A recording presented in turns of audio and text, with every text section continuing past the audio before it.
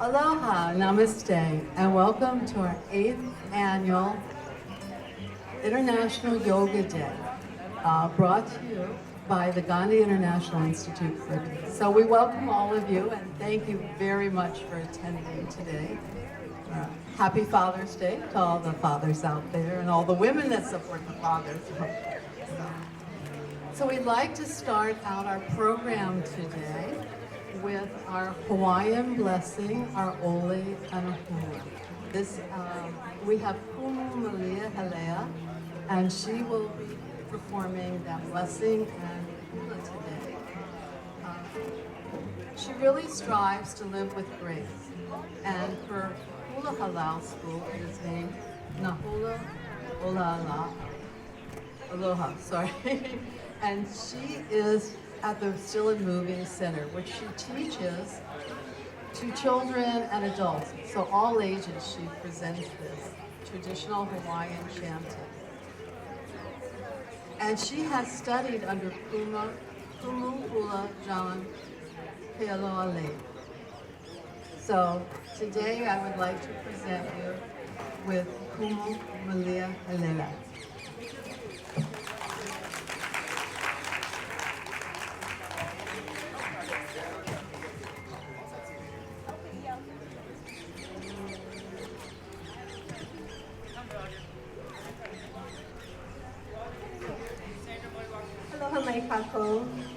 This opening Oli is a chant for peace, and it was written by a group of women.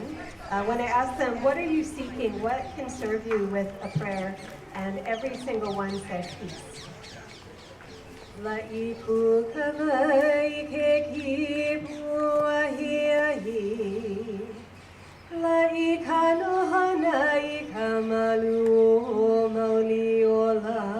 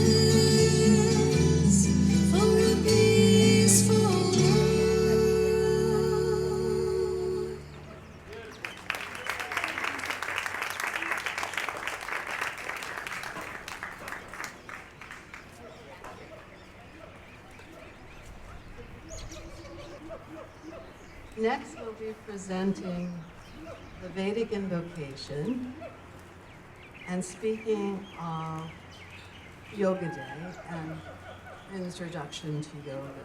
This will be presented by Veda Das. Veda Das is a 50-year student of Vedic culture and founder and president of Krishna Book Inc., which is printing over 15 million and distributing worldwide books of spiritual self-realization.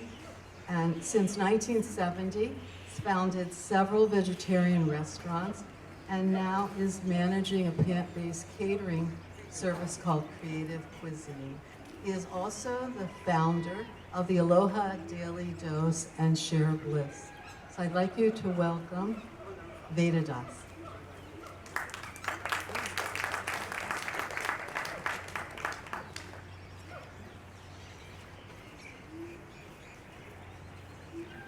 We'll blow in the conch first to purify the atmosphere, and then a short prayer.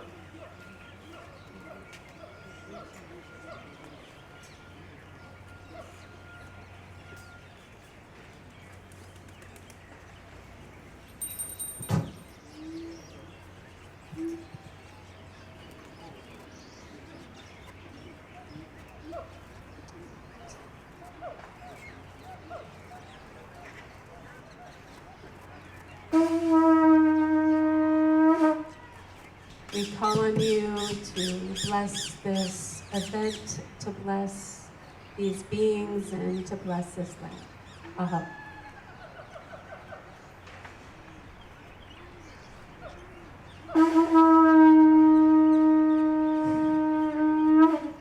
And to the direction of the south, energies of fire, bringing forth the blessings of change and transformation. We thank you for blessing this circle, blessing this land, and blessing these beings. Aho.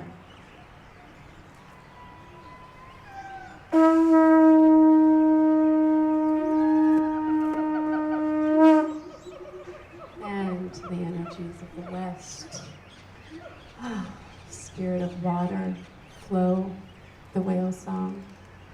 We call on you and give great thanks for blessing the completion of things and blessing the flow of all of the beings that are here, the land, and the energy of this event.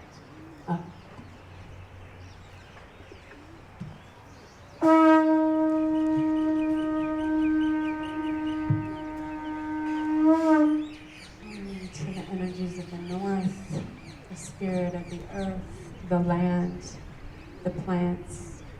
Thank you for reminding us of earth pace. Thank you for reminding us of the medicines and the wisdoms that you provide. And for blessing this event, this land, and all the beings.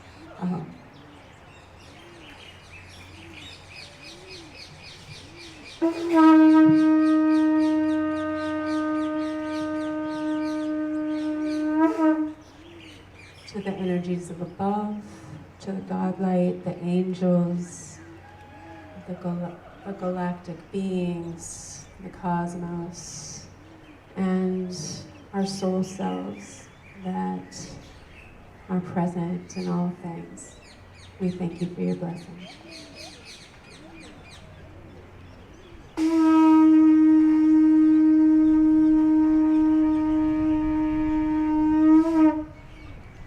To the energies of below, to our ancestors, the ancestors of this land, the ancestors and the lineage of each and every one of us that are here.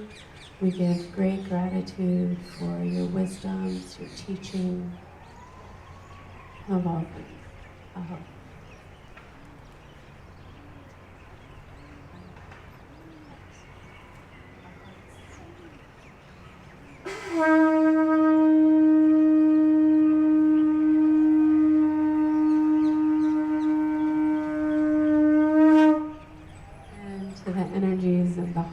And the sacred center that lives in each and every one of us.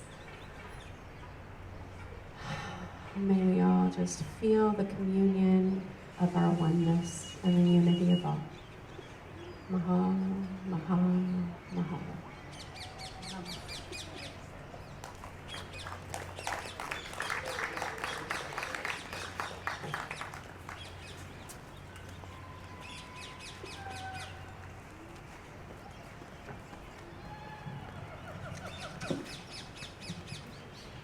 Aloha, a short prayer. Let us pause, let us breathe, let us return to what is real. On this longest day of light, we gather not to worship a name, but to honor the quiet intelligence already living within us. The breath that asks for nothing and gives everything. May we reflect, to grow still enough to hear ourselves beneath the noise, to meet our own minds with honesty and our own hearts with mercy. May we educate, to trade certainty for curiosity, to learn from ancient roots without losing our modern rhythm. May we activate, to carry this calm off the mat and into the world, and let every breath become a small act of kindness. May we liberate, to set down the labels we never chose, to release fear and comparison, and to stand, finally, free. May we think better so that we may live better. May we walk our own path by our own rules. We are present. We are whole. Namaste.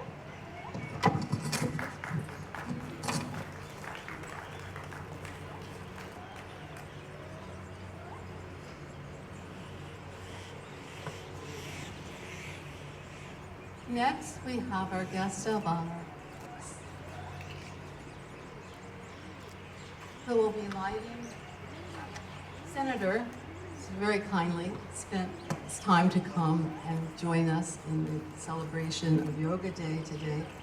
Senator Sharon Moriwaki, and she will be starting the program by the lighting of the sacred candle.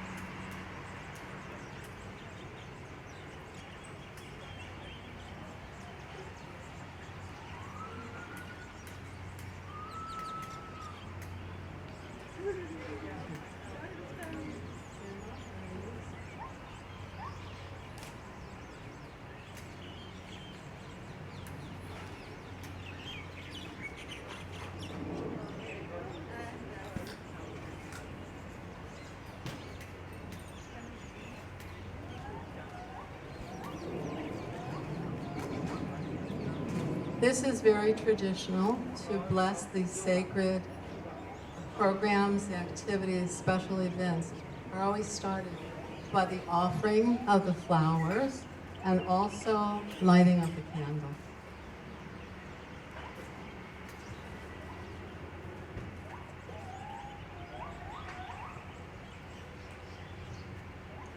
And this creates an auspicious atmosphere for the event today.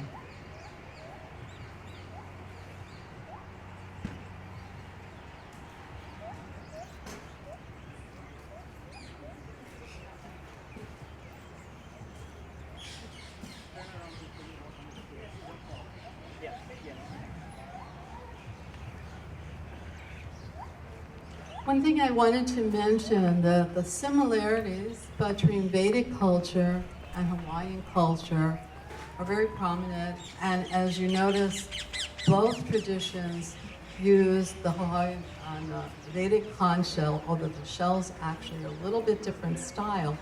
These are both used to start and open and purify the atmosphere and create a blessing for the event. So really love to point out that both cultures are very similar, and it's so fitting to have these brought together today.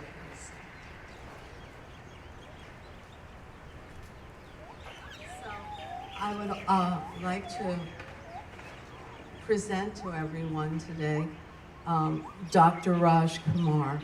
And Dr. Raj Kumar really is the person that created everything that has brought us all together here, and for the Gandhi Jayanti, or the birth of Gandhiji and his peace movement.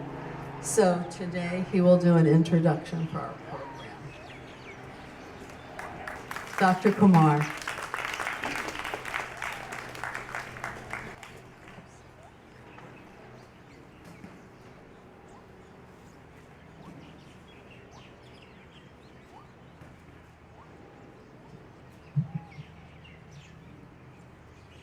Aloha and namaste. Namaste means I welcome you all from the bottom of my heart and bow to God and Creator residing in your heart.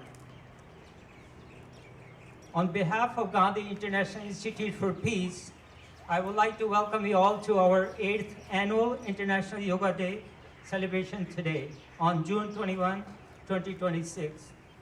In 2019, Gandhi Institute initiated efforts with the Hawaii State Legislature that led to the enactment of Act 102, signed by former Governor of Hawaii, David Y. Ige, to designate June 21 of each year as International Yoga Day.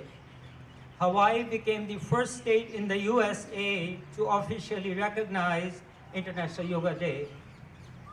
I would like to acknowledge and thank our guest of honor, Honorable Senator Sharon Y. Moriwaki, Ms. Deborah Zisman, Deputy Director, Office of Economic Revitalization, to represent from Honolulu, Mayor's Office, Rick Glengiardi, and special guest, Deputy Consul Mr. Nahas Ali from the Consulate General of India from San Francisco. Let's give a big round of applause to these gentlemen and special guests of honor.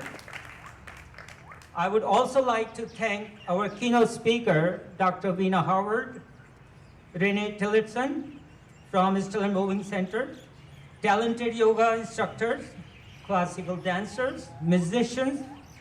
One musician has flown from Vegas for us. Okay, we need to acknowledge that gentleman. And sound healer Tish for sharing their knowledge, talent, and expertise with the audience in this beautiful Kapilani Regional Park. Also, a great mahalo to GIIP member and volunteer for their hard work in putting this program together. And of course, you are the audience. Without your love and support, this program could not have been possible today. The theme for this year's yoga event is Yoga for Physical, Mental, and Spiritual Transformation. As all you know, health is real wealth. Yoga means union of the soul with the divine and universe.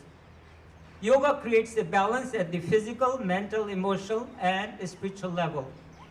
According to the father of yoga, Patanjali, the yama, routine, and the niyamas, daily activities, purify the mind. Asanas makes the body and spine strong, and pranayama creates energy to help us concentrate more deeply. Yoga also means austerity, practicing compassion and non-violence, and maintaining good conduct in life. There are different types of yoga, such as Hatha Yoga, Ashtanga Yoga. More emphasis is given to strengthen the spine, as the spine is a bridge between the body and the mind. And cosmic energy flows from the Muladhara chakra, base of the spine, to the crown chakra. There are seven chakras in our body. 5 are located in the body. 6th one is in our third eye, between the eyebrows. And 7th crown chakra, Sahasrara chakras. These are also known as energy wheels, full of cosmic consciousness in the body and mind. Raj Yoga means live in the world but not of it. Kriya Yoga, inner awakening through practicing pranayama daily. Gyan Yoga, Bhakti Yoga, devotional yoga. Japa Yoga, recitation of mantra. Karma Yoga means doing good deeds for others and mankind without the expectation of a reward. And Laughter Yoga, which is known as a free health tranquilizer. As a child, we laugh like 200 times a day, but as an adult, we laugh only 2 times a day. You can choose any type of yoga, but make sure you practice and put a faith in it. Then it will work and you can achieve your goals. Yoga is not related to any religion. It's a gift from ancient Indian yogis and yoginis to humanity to live a healthy and long life. Yoga also focuses on the practice of meditation and breathing to help your body and mind with relaxation. Generally, as an adult, we breathe 15 to 20 times per minute based on our age and health condition.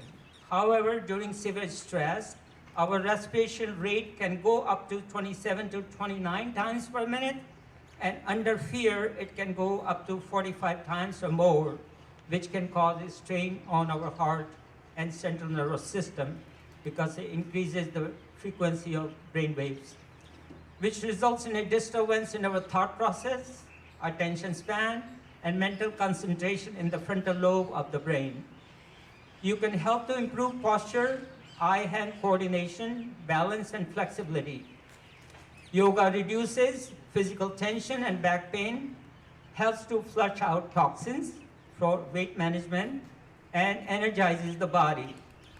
You can enhance cognitive function, mental concentration, eye-hand coordination, and it can also help to reduce anxiety, depression, stress, and anger. Life begins with our first breath, and it ends with our last breath. The journey of life continues between these two breaths. The simple form of breathing exercise is known as pranayama. Prana means life force, and yama means extension of life force. Hawaiians call it ha, the breath of life. Chinese call it chi, the life energy.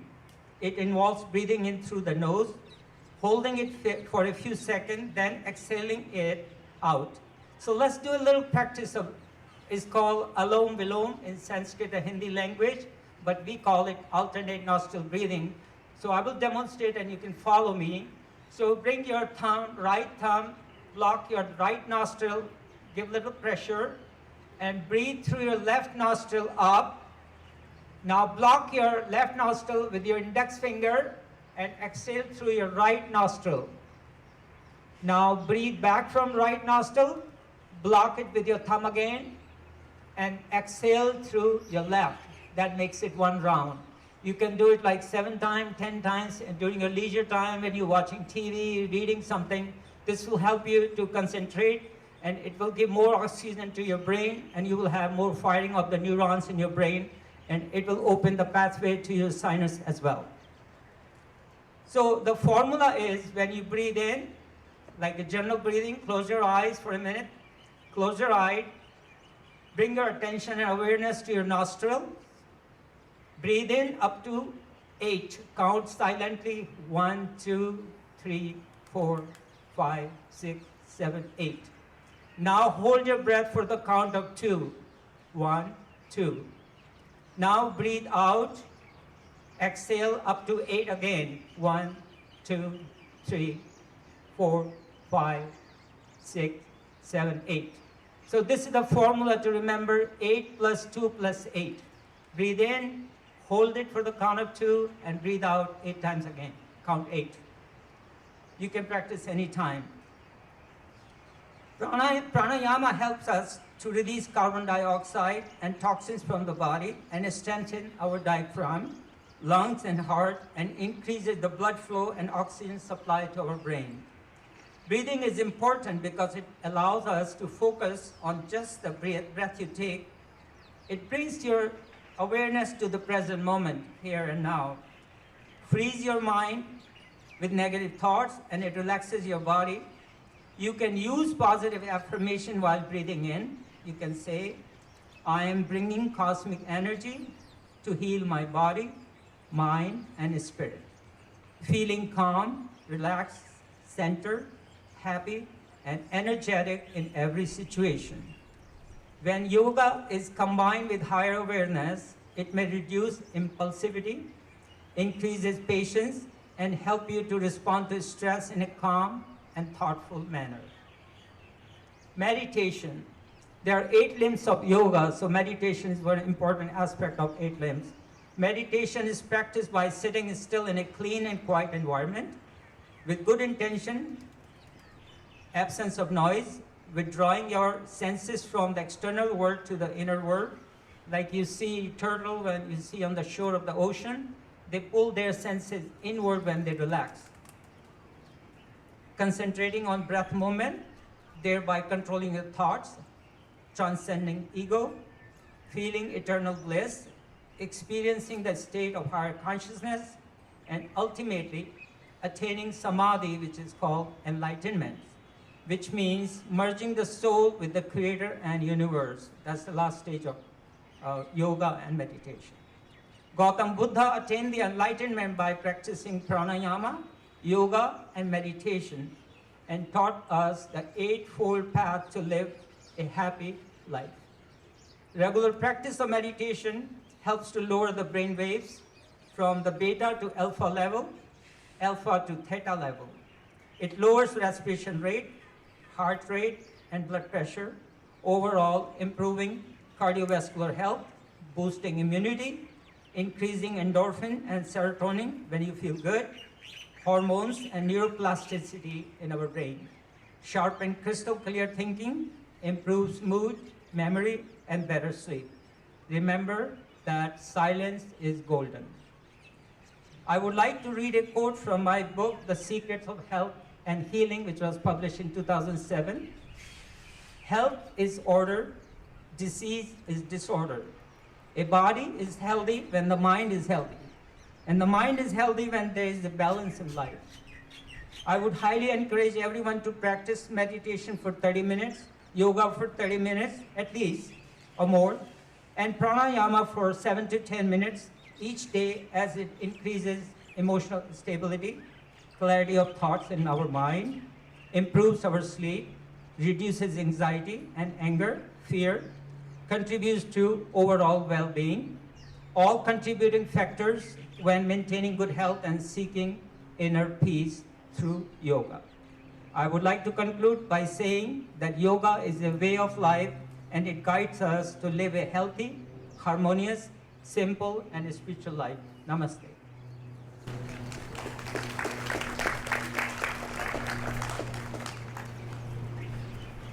Thank you so much, Dr. Kumar, for explaining and instructing this important practice of pranayama. Dr. Kumar is, as I said earlier, made all this happen, brought all of this together. He is the founder of the Gandhi International Institute for Peace, which we really want to, which has brought so much into the community awareness of peace. And our latest is working with Yoga Day. Dr. Kumar is very accomplished, and I wanted to just do, we can get a moment to, thank you. He is also the president, not only the founder of the Gandhi International Institute for Peace, but he is the president of the American Friendship Council of the Hawaii chapter. He's certified in yoga and a wellness counselor. He has authored numerous books, and he has contributed many articles about faith, peace, nonviolence, health, and wellness in the Hawaii leading newspapers and other newspapers also on the mainland. So one thing I wanted to say today about our speakers, we have an amazing group of incredibly qualified people that if I just read their bio, we would be here until tomorrow. There's just so many amazing accomplishments. So what I would like to encourage you, just a brief bio that we're saying today, but go to our website, Gandhi International Institute for Peace website, and you will see the full bios of these amazing speakers that we have today. So I really encourage you to do that. So next, our next speaker, our guest of honor, is Senator Sharon Moriwaki. She is been elected in 2018 to represent Hawaii in the areas of Waikiki, Ala Moana, Kaka'ako, Macaulay, Mo'ili'ili, and part of Waikiki in the state senate. Her leadership includes serving as Hawaii state courts, in the Hawaii State Court System, administrative director, and the UH assistant vice president. She is passionate and an advocate for community, including caring for the Makiki Stream, preserving Kaka'ako's coastal line, the shoreline, bringing people together to develop and implement Hawaii's clean energy goals and projects. She co-hosts Think Tech Hawaii television show and the State of Hawaii Clean Energy.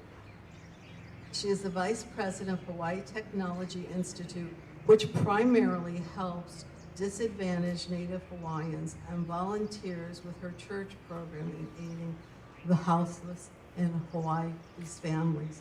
So really, please give me a big hand and let's give her some nice applause, our Senator Sharon Maruaki.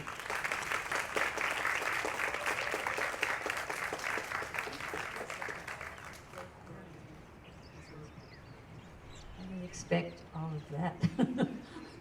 Thank you, and thank you for inviting me. You know, let me just say namaste, happy Father's Day, and to welcome all of you to Waikiki, honored guests, distinguished leaders, beloved community.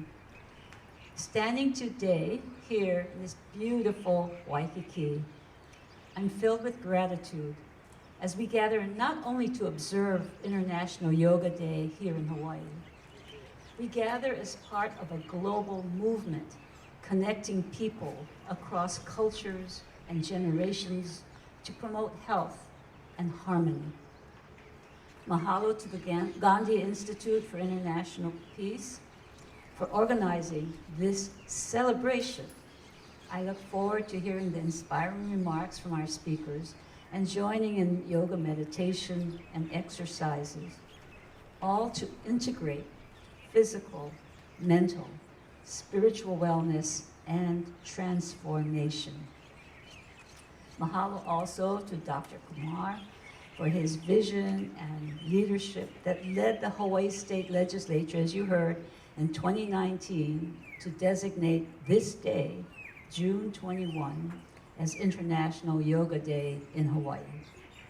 I'm here to represent the legislature's commitment to the Gandhi Institute's programs and our state observance of International Yoga Day in Hawaii.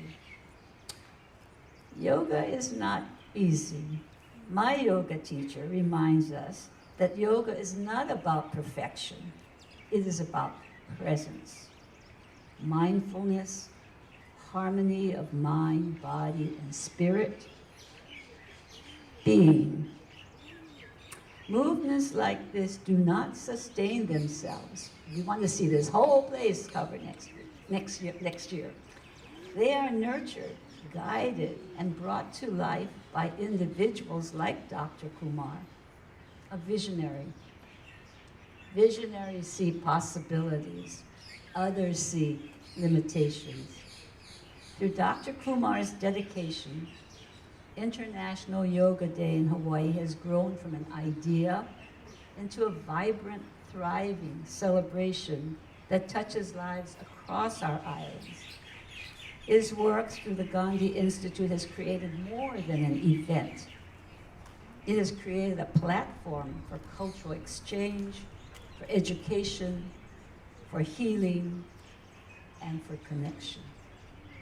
Through partnerships with the City and County of Honolulu and the Consulate General of India in San Francisco, who you'll hear from later, it is flourishing, reaching communities far and wide.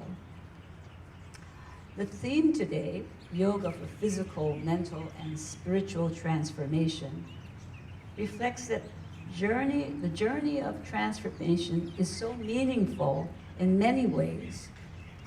Perhaps most importantly, today reminds us that yoga does not belong to a single culture, a single place, a single moment. It belongs to all of us. So let today be yet another milestone to an enduring, growing movement of deeper awareness, of renewed purpose, of a more intentional and harmonious way of living. From the shores of Waikiki to every corner of the world, may the spirit of this day continue to ripple outward, bringing balance where there is imbalance, peace where there is conflict, and understanding where there is division. Mahalo nui loa for your presence, your energy, your commitment to this journey. May you leave here today not only inspired, but transformed. And now, may I just read a few words from the commendation from the legislature that we presented to the International Gandhi Institute for Peace. And let me just read the closing of it because it's rather long. We honor the 8th Annual International Yoga Day on June 21, 2026, and extend our highest commendation to the Gandhi Institute, International Institute for Peace, for its visionary leadership in cultivating and sustaining this observance in Hawaii, and that we celebrate a movement whose enduring spirit will continue to shape the character of our communities, deepen our shared humanity, and call future generations to a more conscious and compassionate world. Namaste. So this, as I said, we have the City and County of Honolulu, the mayor's representative. We also have a proclamation from the governor of the state of Hawaii. And I'll just read, I'll really read it if we have time. Whereas yoga means union of the soul with the divine, a gift from ancient Indian philosophers and practitioners, whereas it permeates one's lifestyle, defining restraints in moral living, which brings purity of mind and freedom from anger and jealousy, as well as discipline in daily routine and activities. And statistics show that there are an estimated 300 million yoga practitioners worldwide, and more than 36 million in the United States. And in Hawaii, there are approximately 215 yoga studios. Let's get all the studios here next time. Yoga is continually growing in popularity, and whereas Dr. Raj Kumar founded the Gandhi International Institute for Peace in 2001 in Honolulu to promote peace, educate the youth about nonviolence, and raise awareness about healthy living in Hawaii. And in 2014, the UN General Assembly declared June 21st as International Day of Yoga. And the Institute helped introduce legislation, as you heard earlier, in 2018 to recognize June 21st as International Yoga Day in Hawaii. And this measure passed and was signed by the governor. And it's fitting for the Gandhi Institute for Peace, along with the Consulate General of India, San Francisco, to present this 8th Annual International Yoga Day celebration with a theme, Yoga for Physical, Mental, and Spiritual Transformation. Now, therefore, I, Josh Green, MD, Governor of the State of Hawaii, declared and proclaimed June 21, 26 to be International Yoga Day in Hawaii, and ask the people of the Aloha State to join in celebrating yoga to attain a holistic approach to physical, mental, and spiritual wellness. Aloha.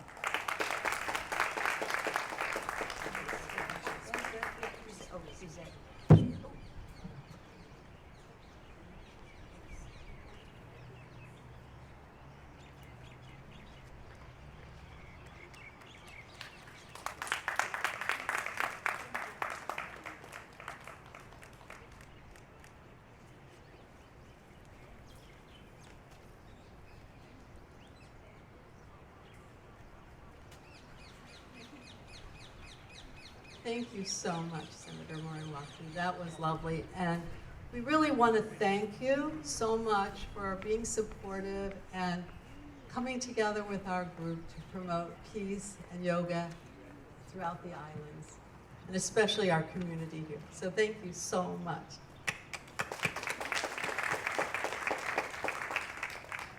So today we have another honored guest. A guest who has come all the way from San Francisco to be a part of our program today, and also has been very supportive to help us economically in so many different ways to bring our program together today. And I would like to honor Nahas Ali. He is the Consulate of India of San Francisco. Prior to taking over the department consul, he served as undersecretary in the passport and visa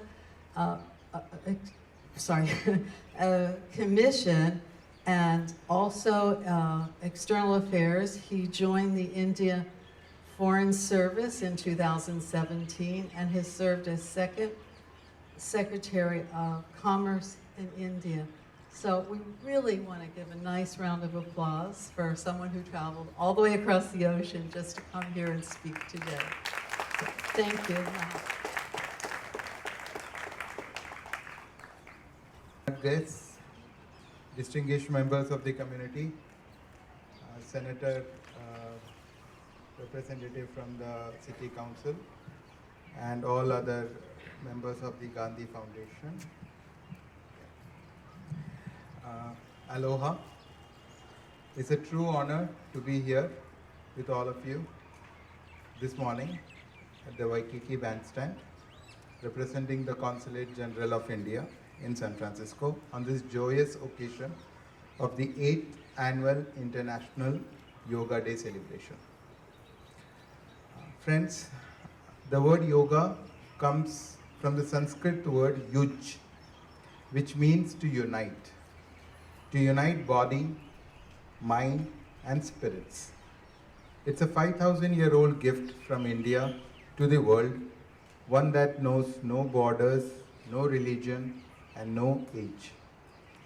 In 2014, at the initiative of Prime Minister Narendra Modi, the United Nations declared June 21st, the summer solstice, as International Yoga Day. Today it is celebrated in over 190 countries. And right here on the shores of Waikiki, we are proud to be part of that global family. This year's theme, Yoga for Physical, Mental, and Spiritual Transformation, reminds us that yoga is not just a movement. It's a path to inner peace, and the world needs that peace now more than ever before. I extend our deepest gratitude to the Gandhi International Foundation for Peace for organizing this beautiful celebration year on year. I see we have a huge park here. I hope next year we can have a massive crowd, probably fill up this entire park, and probably we can get the largest ever gathering of yoga volunteers at a place. I express a very warm thank you to the city and the county of Honolulu, to our distinguished guest of honor and Senator Sharon, and to all our generous sponsors. Your support makes this event free and open to all. Hawaii and India share a beautiful truth. The Hawaiian spirit of aloha and India's ideal of Vasudeva Kutumbakam, the world is one family, are the same message, spoken in different languages. As we breathe and move together this morning, let us carry the peace of this mat into our homes, our communities, and our world. On behalf of the Consulate General of India, San Francisco, thank you for this privilege. It's a morning I will always cherish. Namaste and mahalo nui loa. Nahas, thank you again for traveling all this way and participating in our event today. So I'd like to next introduce Deborah Seisman, Deputy Director of Economics Revitalization, City and County of Honolulu. She serves as the Deputy Director of the Office of Economic Revitalization for the City and County, where she helps lead Oahu's economic development efforts with focus on equity, resilience, and inclusive growth. It is the role that she oversees strategic strategic and strengthens the workforce development support for small businesses, farms, and advanced community-centered recovery and investment. Prior to joining the executive director of Hawaii Children's Action Network and an advocacy towards outcome for children and families across with education, health, economic security. She holds a master's in public health from the University of North Carolina and Chapel Hill and brings decades of experience building across building across sectors of partnership to advance systematic change in Hawaii. She has been practicing yoga for more than 30 years and will present a proclamation from Mayor Rick Blangiardi today.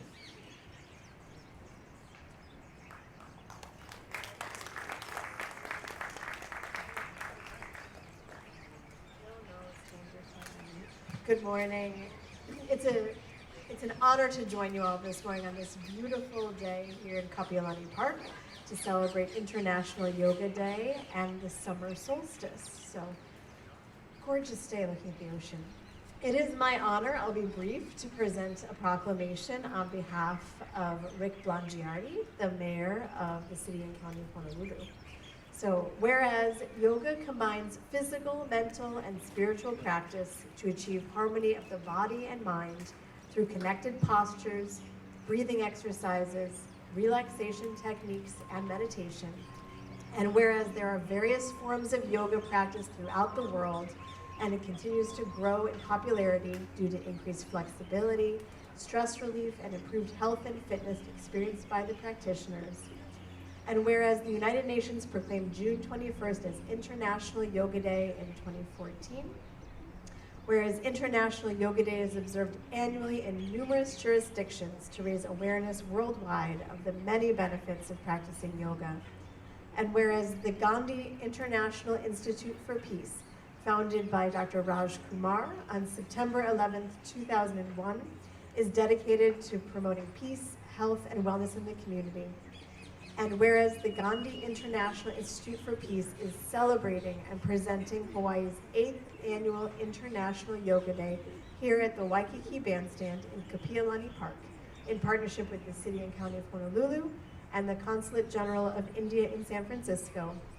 And whereas this year's theme is Yoga for Physical, Mental, and Spiritual Transformation, with the observance featuring a very diverse program of yoga, meditation, cultural performances, and wellness activities that bring together the community in the spirit of health, peace, and unity. I, on behalf of Mayor Rick Blangiardi of the City and County of Honolulu, do hereby proclaim today, June 21st, 2026, to be International Yoga Day, to encourage all residents and visitors to learn about the many benefits of practicing yoga, promote physical, mental, and spiritual well-being, and foster peace and harmony throughout our community. I extend my sincere appreciation to the organizations and individuals involved in presenting the observance, and I offer my best wishes for a successful celebration today. Many thanks. It's my honor to not only announce our next presenter, but she's a very dear friend of mine that I've known for a very long time, a lovely lady, Michele Santos. Now, Michele came here from Brazil. She grew up in Brazil, and then she came to HPU and made that heart connection. A lot of us that haven't grown up in Hawaii that come here, we make that heart connection, and Hawaii becomes part of our spirit. So that is what happened to her when she came to HPU. She also has, in 2012, she fulfilled a dream and founded a hot yoga studio called Sun Yoga Hawaii.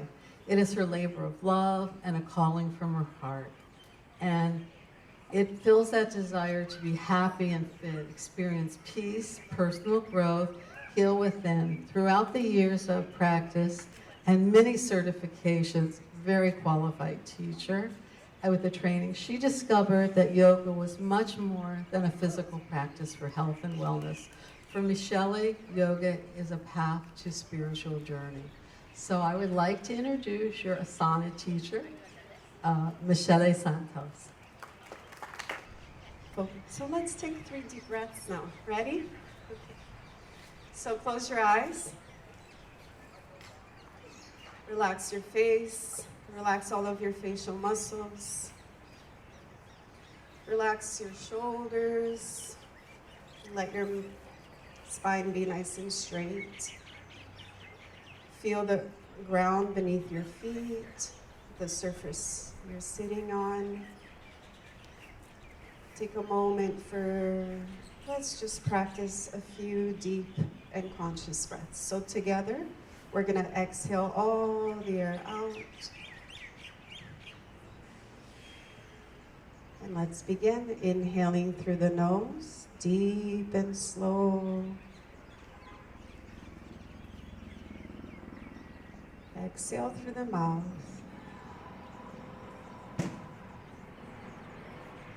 Two more just like that. Inhale.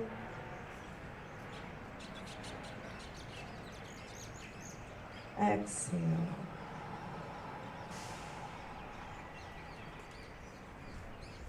Once again, in and out. And now seal your lips. Breathe in through the nose. Let your belly rise, chest all the way to the clavicle region, full lungs. And now very slowly exhale through the nose. Make it slow, deep, long, complete exhale. When you're ready, inhale through the nose, filling up all the way to the clavicle region, full lungs. Very slowly exhale through the nose.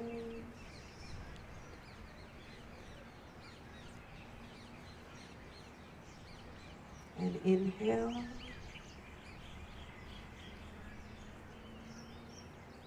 And exhale. Let's bring our hands, palms together to the heart space. And let's take the journey from the mind to the heart. And take a moment to feel your heartbeat. Feel the wind. Listen to all the sounds that you hear.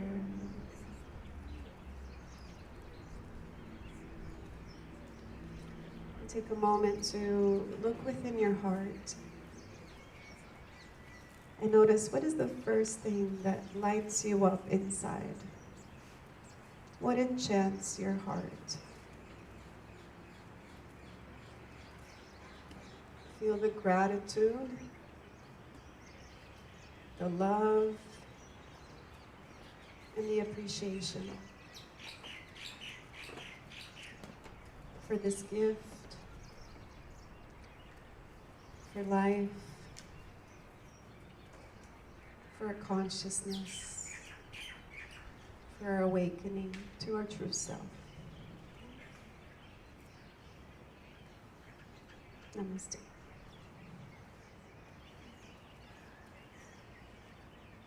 So, were you able to feel the peace inside? Yes, a little bit? Good. It doesn't take too much. 3 conscious breaths, ha sound through the mouth first, and then seal your lips, 3 conscious breaths just through the nose, a moment of gratitude. That's simple. In the morning, in the evening, anytime you need. That's yoga. Okay, now, are you ready to practice? Okay. All right. Ready? Thank you for joining. Excited you're here. Let's practice some sun salutations. Very simple. Okay, let's begin with our toes and heels together. Top of your mat. Thank you for joining. And we're like a mountain. Close your eyes. Feel the earth beneath you. Feel the sky above. Open your shoulders. Open your heart. Feel strong like the mountains. Inhale, bring your arms all the way up to the sky. Look up and bring your palms to touch. Exhale, forward and down all the air out. Deep exhale, forward fold. Inhale, lengthen your spine. Bring your hands to your shins. Look forward. And now plant your hands and step back. Hold here, plank. Ashtanga, knees, chest, and chin to the mat. Inhale, cobra. Good, look up, shoulders back. Exhale, curl your toes, hips up and back, downward facing dog. Now, if you want to make sure your downward facing dog is the right length, come into all fours. A lot of people have trouble with down dog, all fours, shoulders and wrists in one line, hips and knees in one line, and then hips up and back. It's an upside down V. Inhale. Exhale. Inhale, look forward. You can walk, step, or you can jump forward, lengthen your spine. Exhale, fold. Inhale, coming up, circle your arms. Come all the way up, bring your palms to touch. Exhale, bring your hands to your heart. So that one is known as the Surya Namaskar A. Now we'll practice classical Surya Namaskar. Okay, so we start here. Inhale, exhale, inhale, back bend.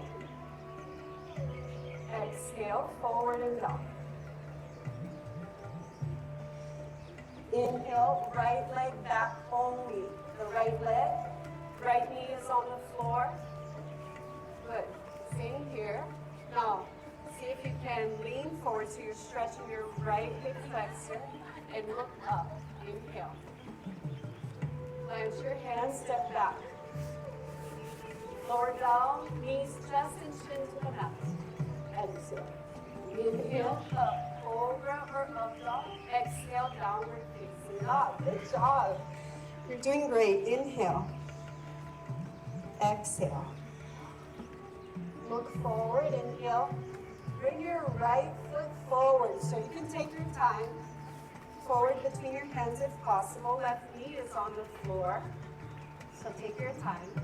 Can you feel the stretch of your left hip flexor? Lean forward a little bit, yes.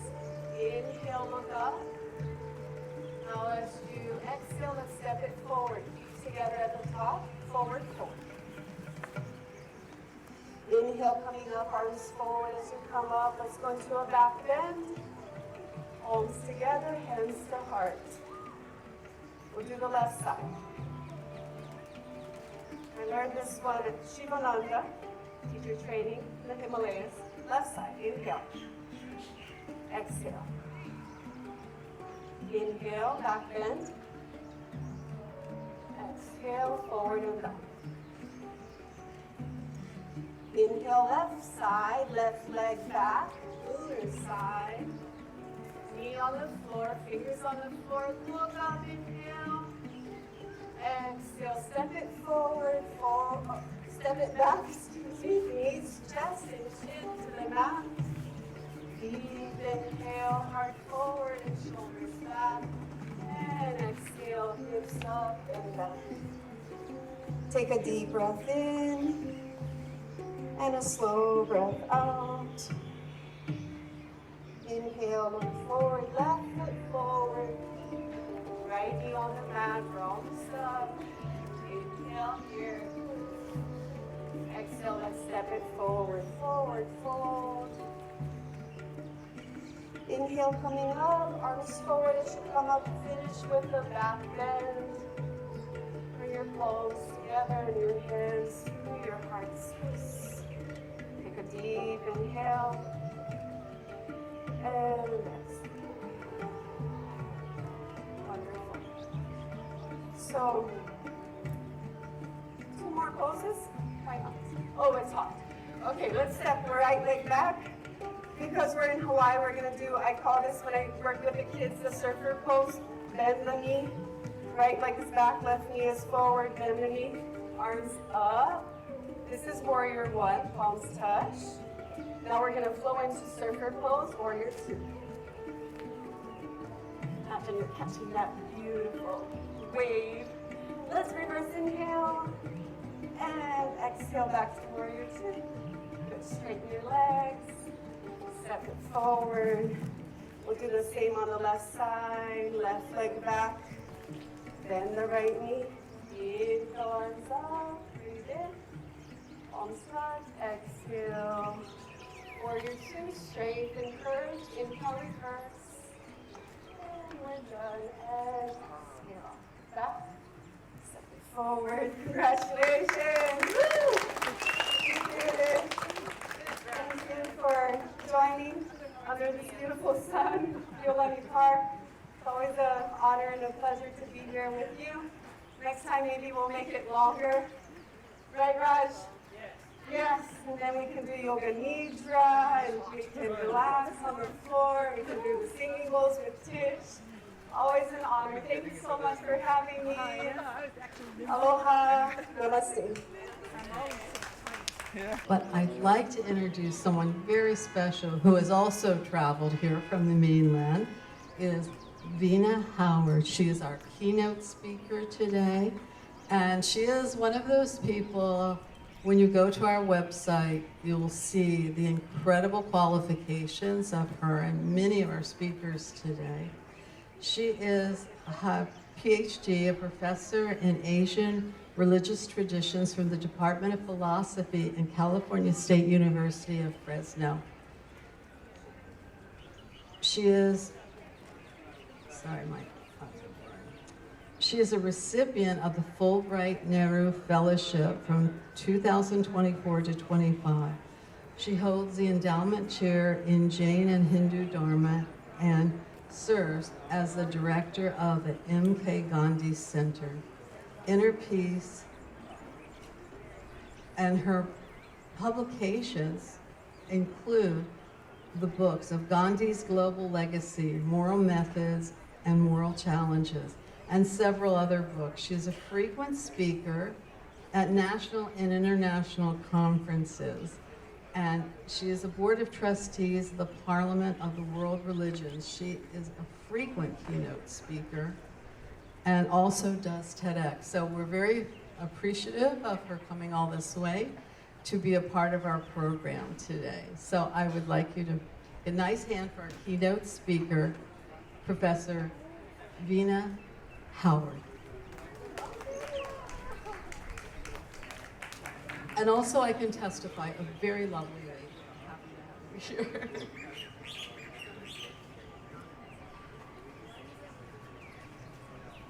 Namaste and aloha. It's so great to be here.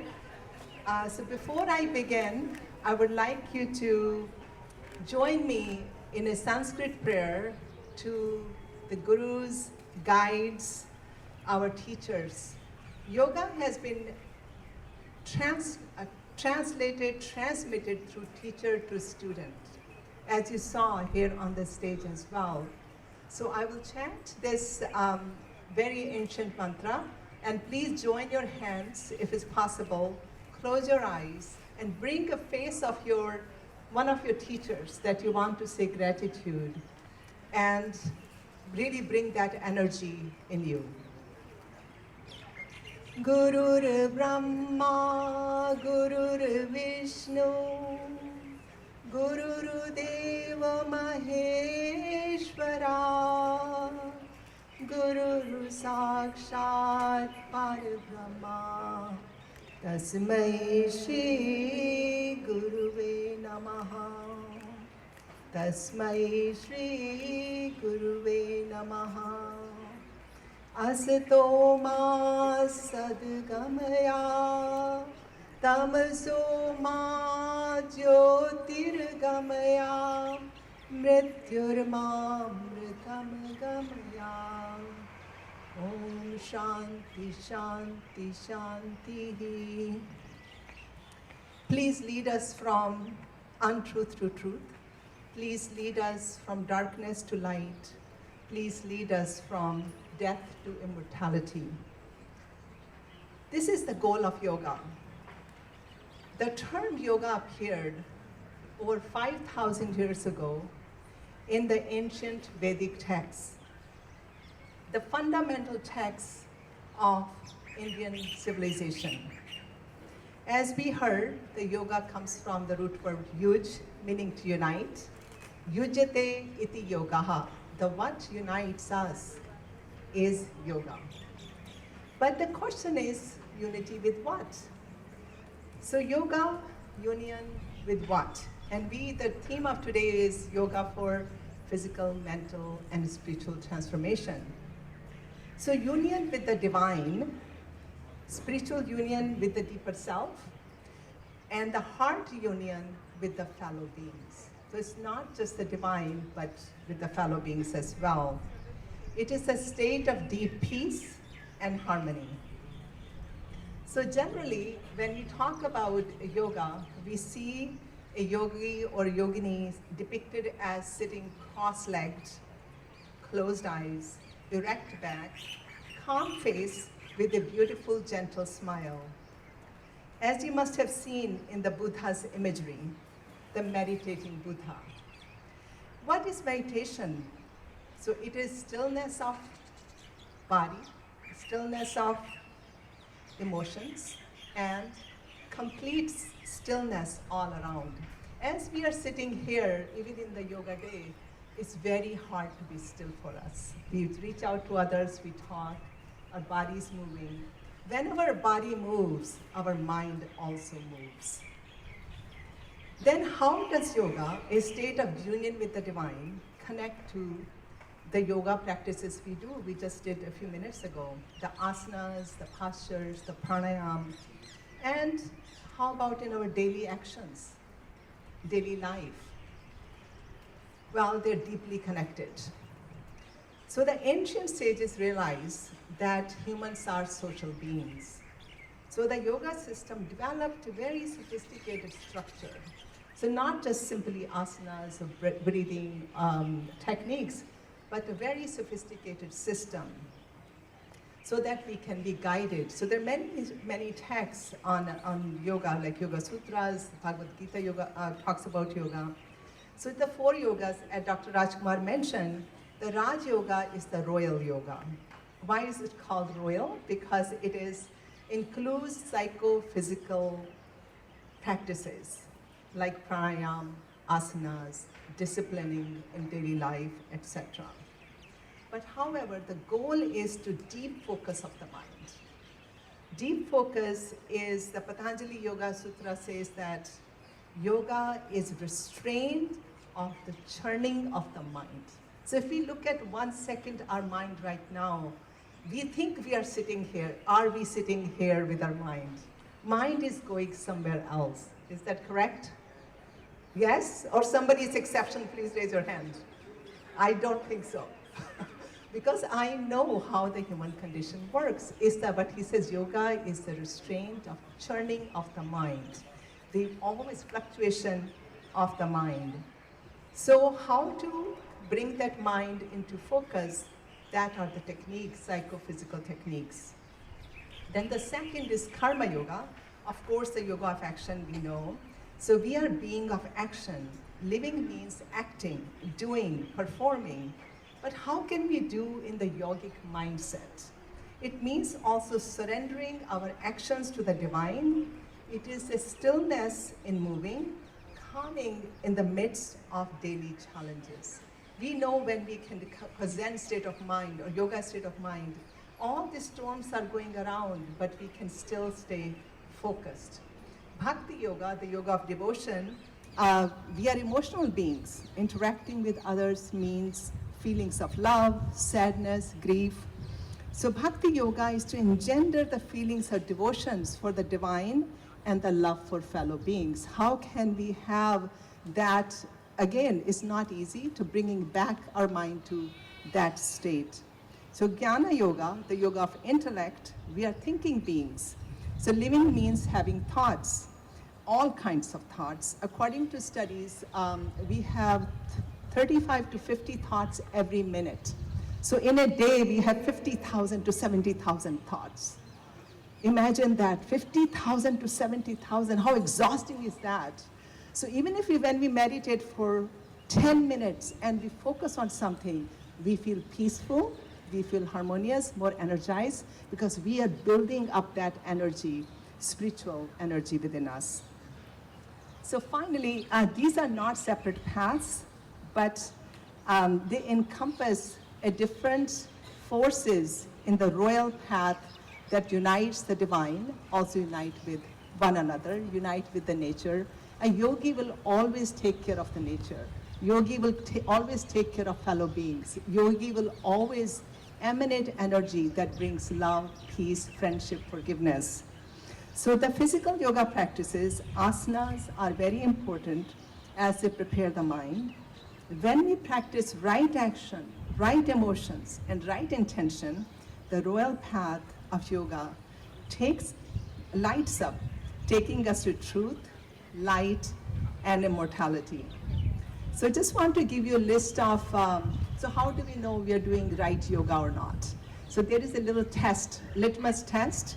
If you, Bhagavad Gita talks about 23 called vibhutis, or the powers, or the emotions, or the accomplishments we get. So let me give you a few of them and see, whenever I think about, am I living a right life? I test myself.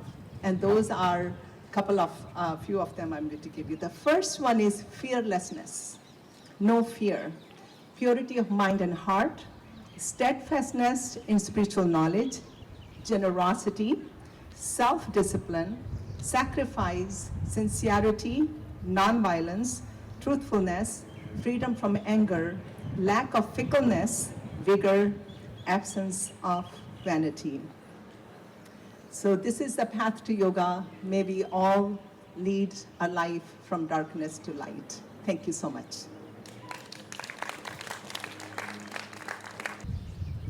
Carrie has a long history with music, performing, and currently does all things wedding and for visiting and local couples. Alan Ellsworth, a longtime musician with weekly gigs at Tiki's, Duke's, Nico's, and Side Street Inn. He's also a wedding officiant and throughout Oahu. So these are places that you can go and hear him play. So we'd like to welcome you to our stage, and let's have a round of applause for our musicians.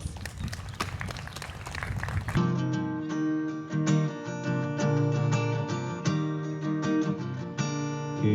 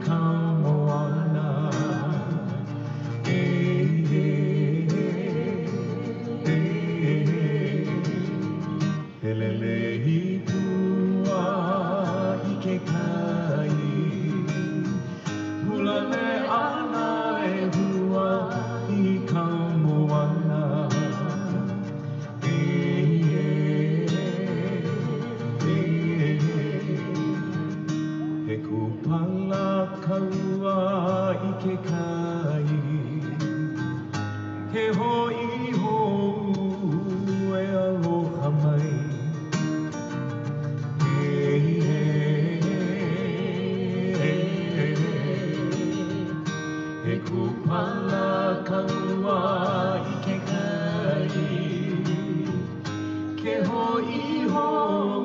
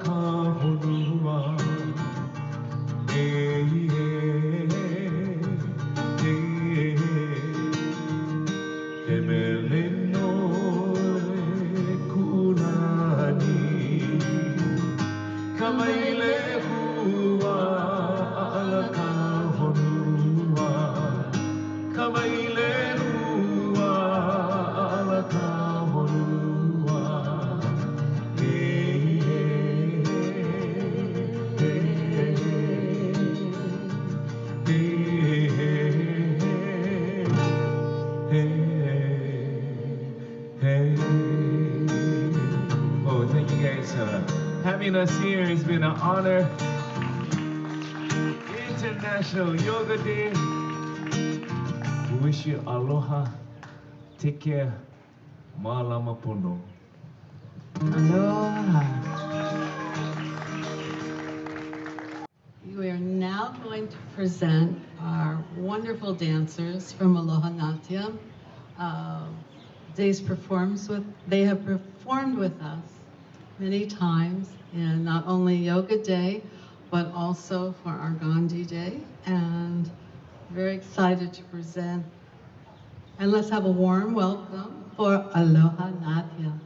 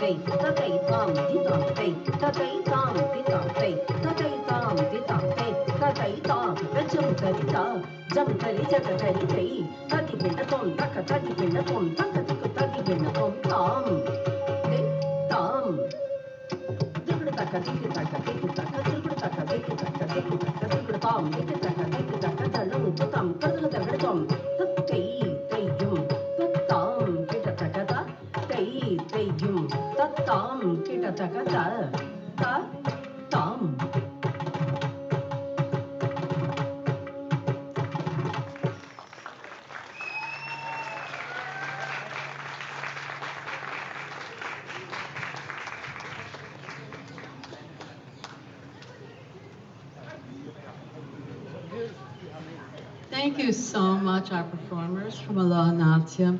This is a very, what I would say is a wonderful cultural experience today.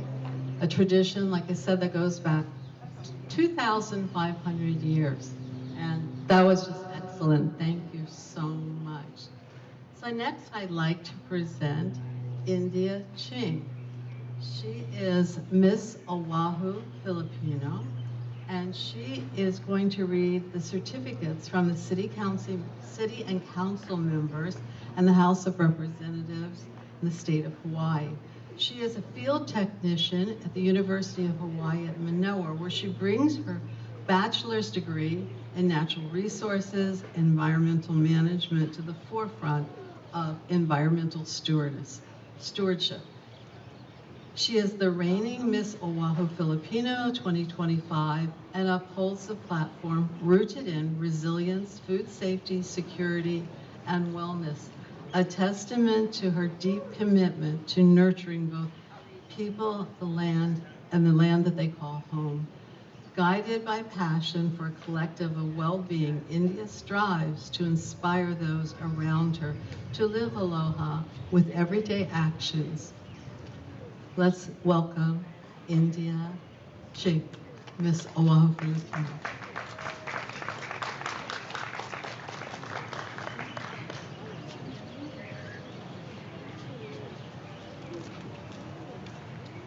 Aloha everyone, my name is India Ching. I see some familiar faces here and I see a lot of new faces. Nice to see you all, and thank you to Dr. Kumar. Where is he? Thank you so much for having me and inviting me here today. So I am representing on behalf of Miss Oahu Filipina, and we actually have our pageant this Saturday. So if you're interested, please let me know. And so what I actually am interested is, my platform is actually rooted in wellness, food security, and dance. And so I believe that this event is actually pretty spot on with what I am very interested in, is wellness and making sure that we're in tune with our health and our souls and our bodies. So today I'm here to just present a few certificates.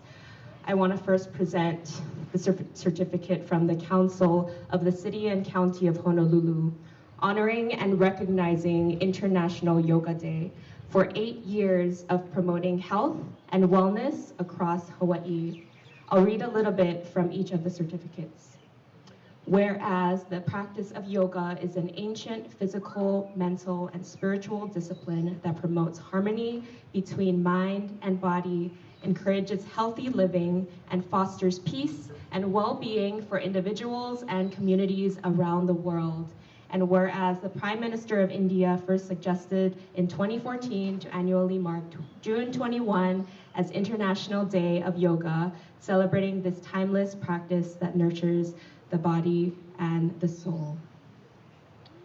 And next, we also have our certificate from the House of Representatives, State of Hawaii, Haleo na Luna Maka'ainana, hereby presents the certificate to Gandhi International Institute for Peace, 8th Annual International Yoga Day Celebration.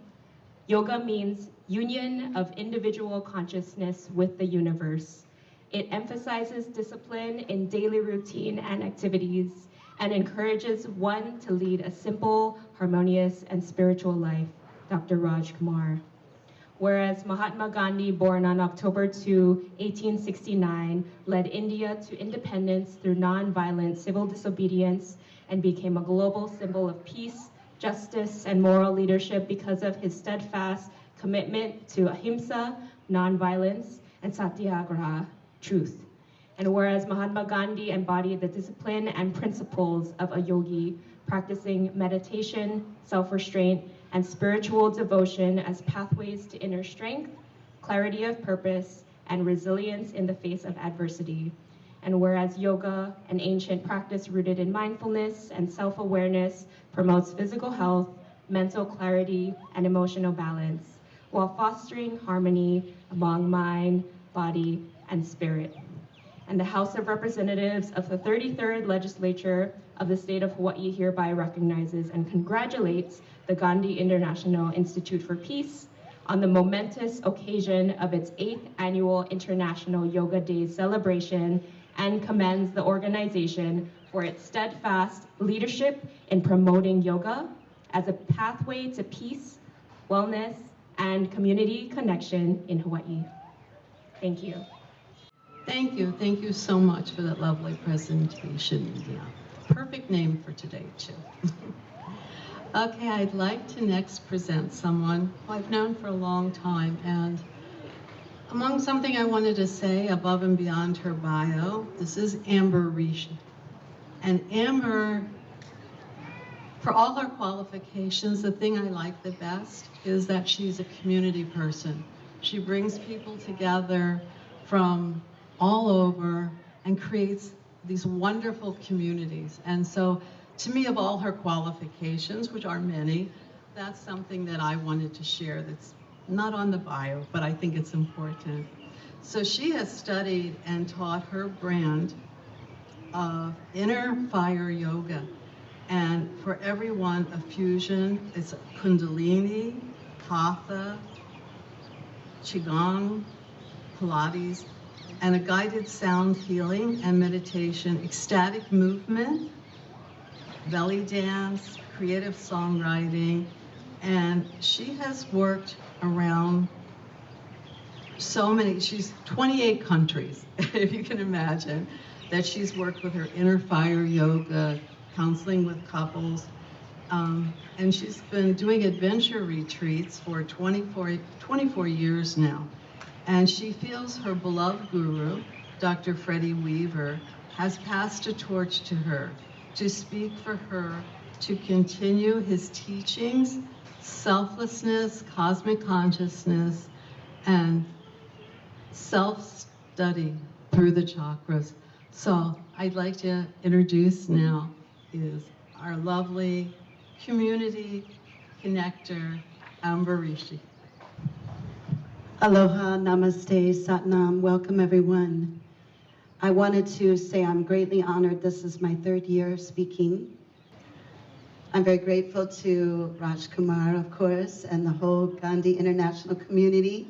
Please give them a warm round of applause. It's so much effort and energy to create this kind of space and sacred experience for all of us. I'm so grateful to be back. So my name is Amber Rishi. I was thinking about what I'd like to share today.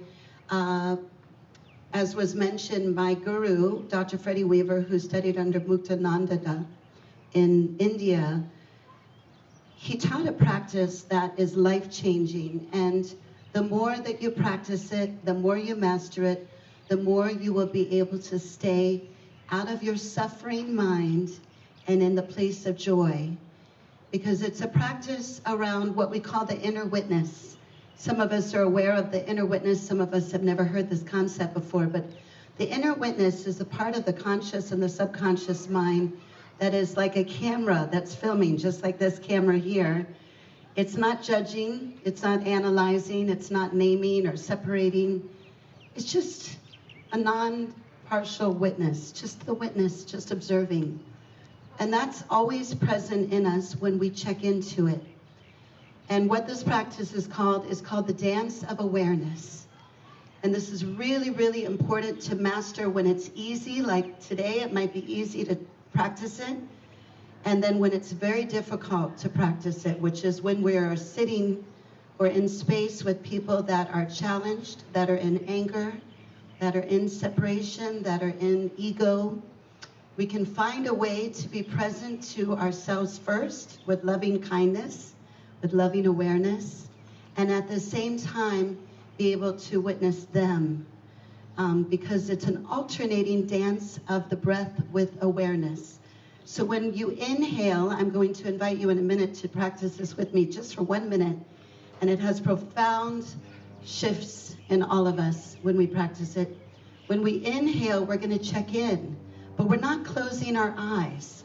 It's not going in fully like a meditation where we often have sound. I'm a sound healer. I think sound is a profound way to help us to get out of the ego mind. But this is a way where you're still looking out, and we know when our eyes are open and we're looking out, we are externally oriented. We are focused on fight or flight, survival, who's coming at us, should I protect myself, should I welcome this person, should I create an opportunity with this experience? Rather, we're going to keep our eyes open and we're going to check in with the I am. The I am. I am here. I am alive. I am healthy. I am breathing. I'm having a tough time. Woo! I need some compassion in my heart. Whatever it is, that we're able to check in at the same time that we're looking out, that we might be with our mother, our father, our neighbor, our boss, our employee, our romantic partners, people that are sometimes very challenging for us to stay in our own compassion. And this is a practice that will help you without checking out, but to check in. And then on the exhale, then you observe the external. Instead of going to the judgment or the fear, all the acclimated and habituated ways that we move our thoughts and our feelings, we're going to be able to stay present with the inhale to the I am. I am. Or how am I? It can be an inquiry. It could be an opening to the mystery. How am I doing? How am I feeling? How's my heart beating? You know, how's my breath? Am I breathing, right? We know we get challenged every day. The universe is honing us like a diamond. All of the moments that come between the joyful moments that bring us out of our joy, that bring us into our suffering mind. We have choice, we have free will, we have control, and this is one of the practices. So we're going to try it today. So I want to invite you to not close your eyes and see if you can still be looking at this space or the energy around you and still be able to check in with the self. And this is easier right now because you're not looking in someone's eyes. And I want to say, your favorite person that you feel safe with and connected to, practice this with them, just 5 minutes a day. Practice looking in their eyes, but being able to go inside to the self. This is what I was taught. It's called self-tantra. Self-tantra is understanding that everything that I feel in here, I'm going to create with my outer world. I'm going to find it out there. If I find beauty here, I see beauty around me. If I find anger here, I will connect with the anger around me. So we are at choice. So we're going to practice right now, okay? So let's all, remember when we breathe, you want to breathe from your belly. The upper chest is sometimes where our anxious mind originates. So we're going to breathe in the lower belly, and we're going to do a 5-second inhale and a 5-second exhale. I want to invite you to go slower and slow this down so you can do 10-second inhales, 10-second exhales. But today we're going to keep it easy and slow. Relax your body. Your body needs to be comfortable in order for you to let go of your body. So it's very important that you're comfortable, that you find a comfortable way to sit. I want to invite you to put your feet on the floor, have an upright spine. So here we go. We're going to start just with the count, and then I'm going to prompt the practice, okay? So everybody, quick exhale. Here we go. Inhaling. 1, 2, 3, 4, 5. Exhaling through the nostrils. 5, 4, 3, 2, 1. On the inhale, I am. Keep your eyes open. I am here. I'm in Hawaii. It's beautiful. Exhaling. What's around me? Who's here? Where am I? Inhale. How's my heart? I am. 3, 4, 5. Exhale, observing. 3, 2, 1. Inhale, check in, eyes open. 3, 4, 5. Exhale, 5, 4. Where am I? Who am I with? 2, 1. Inhale, check in with the self, check in with the body. Where can I relax more? What feels good? 5, 4, 3. Checking out on the exhale, looking, observing, not judging. 2, 1. Inhaling, I am the tree. I am myself. I am made of unconditional love. 1, 2, 3, 4, 5. Continue in quietude. Checking in on the inhale. Observing the external on the exhale. Eyes open. I know it's so tempting to close your eyes. It makes it much easier to close the eyes. But what's challenging is to not get drawn to the external. So we're going to complete the breath wherever you were. This is a very, very small practice that will shift your whole life as you get more and more to understand what it means to be able to sit in space with someone, to be able to talk with someone on the phone, to be able to work with somebody that is pulling you out of your light, or you're allowing yourself to be pulled out of your joyful bliss because of their illusion or their story or their suffering mind. Can you stay in loving compassion, in loving kindness with yourself? And absolutely you can. And only then can you give it. Can you be generous and present and offer sacred space without getting triggered? You are in control of your own triggers. Remember this and master this, and you will help the world to heal by healing yourself, by loving yourself unconditionally first and foremost. Thank you, everybody. Appreciate it. Aloha. So next we have a guest that we've had before, a wonderful person, Nilanjan Sakar, and also known as Neil. He is going to be performing today or presenting the Gayatri Mantra. It's a sacred mantra, and he has learned also, he's been taught in classical music, plays and teaches Indian-style harmonium, which you'll see out here, the keyboard. He is a certified teacher from India and has learned the practical various lineages of the Buddhist and Vedic techniques in meditation and holistic wellness. He will chant the Gayatri Mantra 7 times. It is the most powerful mantra for healing, purity of mind and environment. So we would like to welcome now Neil. So this mantra is called the Gayatri Mantra. And it's one of the oldest mantras in the Vedas. Vedas are these original texts. And it's called the Rig Veda, which is one of the first Vedas, and the mantra is from that. And the words are Om Bhur Bhuvasvaha Tat Savitur Varenyam Bhargo Devasya Dhimahi Dhiyo Yo Na Prachodayat. And I'll give you the meanings. The Om is a primordial sound. Bhur Bhuva Swaha is 3 different planes of existence. The material plane, the earth, or the body. And Bhuva is spiritual realm, it's the mental realm. And Swaha is the spiritual realm. So, Om Bhur Bhuva Swaha Tat Savitur Varenyam is I am worshipping or giving salutation to this eternal power. Savitur is also the sun or the eternal power, the energy. You know, if you look at the sun or all the stars, there's a lot of energy. Where is this energy coming from? That divine energy is being worshipped. Bhargo Devasya Dhimahi. Bhargo is that brilliance.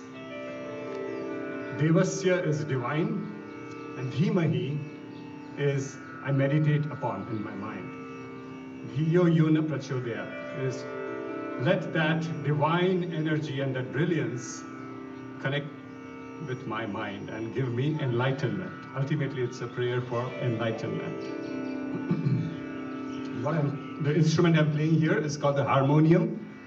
It's like a keyboard. It's a wooden, handmade instrument. And there's a drone sound which plays the background tanpura. So you can chant with me if you know the words. Or I'll chant it 7 times, the mantra 7 times, because we are short of time.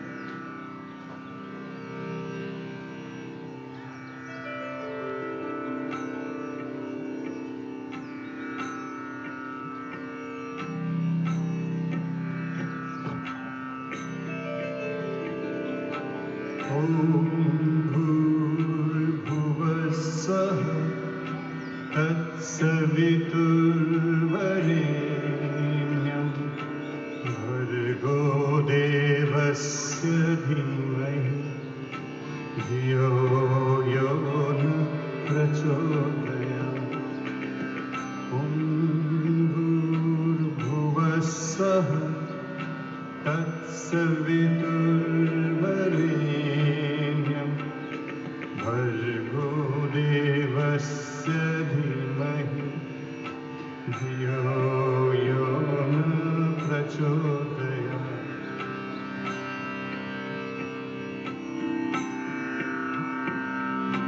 Om Bhurvasvah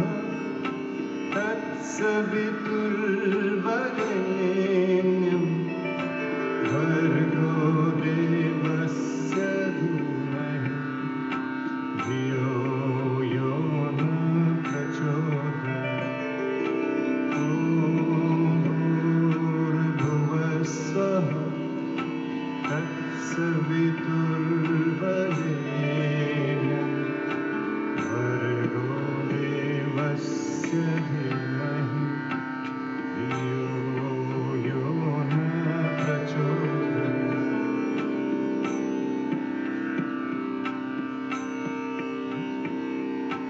Om Bhurvasvah Tatsaviturvarenyam Bhargo Devasya Dhimahi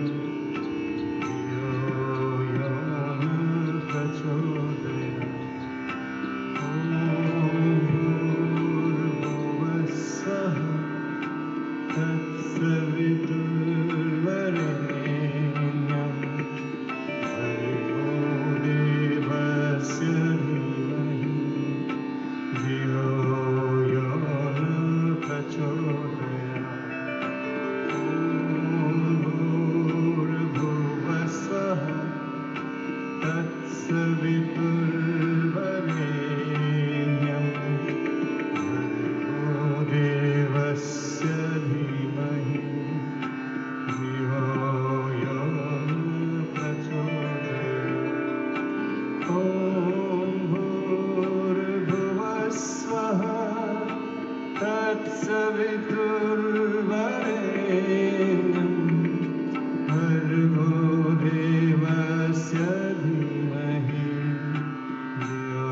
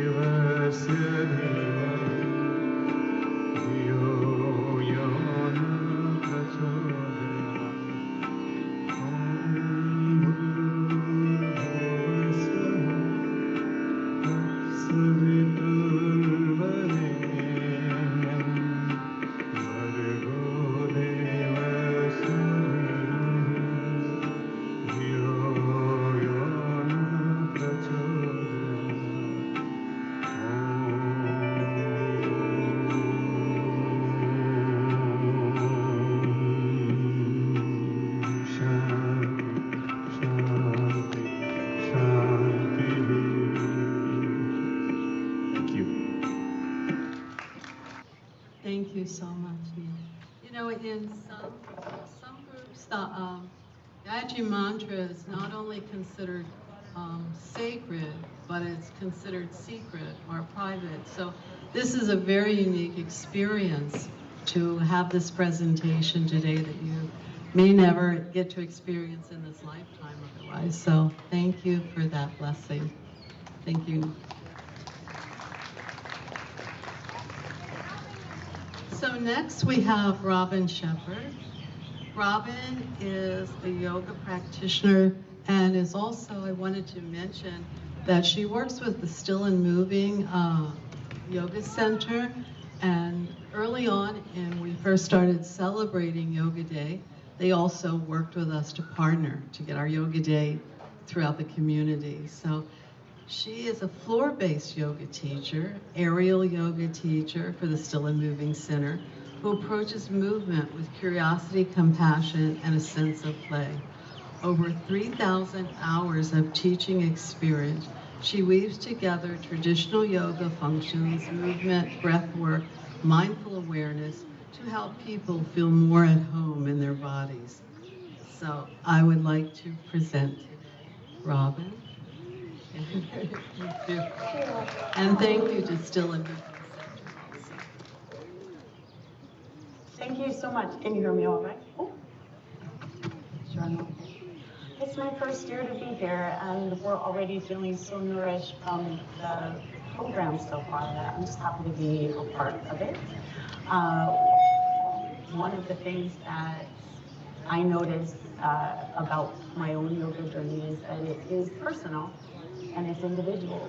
But when we have a chance to celebrate as a community like we are today, I think we should just seize the moment to do so. And so for an opening breath practice, you can stay exactly where you are, but let's take a breath in and extend and open our eyes and open our hearts to everything around us. Maybe it's the smile of the person around us, maybe it's the birds, maybe it's the air. And as we breathe out, let's bring our hands to our heart and our hands to our belly. And so take a breath in, extend, look around. What do you see? What is pleasing you today? What is making you happy? What is making you joyful? And take that in, back to the belly, back to your heart. One last time. Look around, breathe it in. We're in this beautiful place in nature with our fellows, and bring it back to yourself and just absorb that. One of the things that Rena Howard talked about, which I loved so much, was that we have learned from others, that we've had teachers, we've had gurus. And one of the things that brought to mind was something that one of my master teachers used to say to me a lot. And I think when we think of yoga as a practice of the physical body, of our emotional body, of our spirituality, sometimes it helps to think about it in a few different ways. And so one of my master teachers, Carlos Sal, used to say that within every person, within every yogi are four people. There's the athlete, the person who is wanting to move their body and be very much in their physical sensations. There is the scientist who is very curious and wonders why everything is the way it is, especially why we're here, why we're moving, what's going on. There's also the poet within all of us who wants to find the best way to communicate and express and use these words. And there's the mystic who's wondering what it's all for and our connection to the divine. And so just for a moment, maybe have a think about your own composition of those four people within you: the athletes, the scientists, the poet, and the mystic. I think we're all different ways. We have all different ratios. And so for me, you're getting today a bit of a mad scientist. I love movement. I love to understand more about why things are the way they are. And so I offer you today a pretty simple practice that I've developed called the spinal map. And because it's really hot right here, I don't want anybody to have to feel compelled to come onto a mat. If you're feeling interested to join in, you can stand up where you are, or you can find a spot in the shade, and we can do it together. And so Dr. Kumar, in his opening, talked about the importance of the spine for our physical body, for our subtle body. And this has to do with that connection. And so I invite anyone who's interested to have a physical practice to stand up. Just where you are is fine. There is no need to move to a spot, but just make sure you're not in the sun. Unless you love the sun, and then you should stay. And I invite you to bring your feet just about hip width distance apart. And something I'm very interested in is sensing into the ground and the energy that we can receive from the ground. So I want you to just start to bounce your knees a little. Just bounce and bounce and get that energy back, right? We press in, we come back. We press in, we come back. We press in, we come back. And you can even give yourself just a little swing. This is the way the body wants to move. It's almost as if we're gonna jump. Well, we don't need to jump today, but it's getting ready and the jump, and getting ready and the jump, and getting ready and the jump. And so keep that. Let's settle down a little bit. Let's make that an echo, because we'll use that channeling of the energy through the ground and up through our bodies to help us jump into this spinal map. The beginning position is going to be a simple chair pose. So we're just going to bend into our knees, keep that energy, and bring our arms up or open if it's better for you and easier for you. And take a breath in here. As you breathe out, we're coming up. And just open and open. Elbows come down, nice and easy. Inhale, gather it back. Exhale, up and open. So inhale, here's our gathering, getting ready to jump. As you breathe out, here's our jump. Good. Return yourself back to that center. Good chair pose. Wiggle a little bit if you need to. Take a breath in here. Those are getting ready. This time, as you come up, right arm comes forward, left arm comes back. A little bit of a twist. Inhale back, down to chair. Exhale up. And open out. Good. Another one like that. Take a breath in. As you breathe out, pour up and over, a little spinal twist. Bring yourself back to center. Exhale up and over. One last time. Take a breath. Inhale up. Pouring to the side. Inhale to center. And back. Good. Find your chair one last time. We've moved in a way that is an extension and a flexion of the spine. We've moved in a way that's a subtle twist. Now we're going to fit into our lateral body, doing everything involved. Chair pose again. Take a breath. As you breathe out, right arm comes up, left arm comes down, and you just reach and press and press. Inhale back to center. Exhale, over. Inhale back to center. Exhale, over.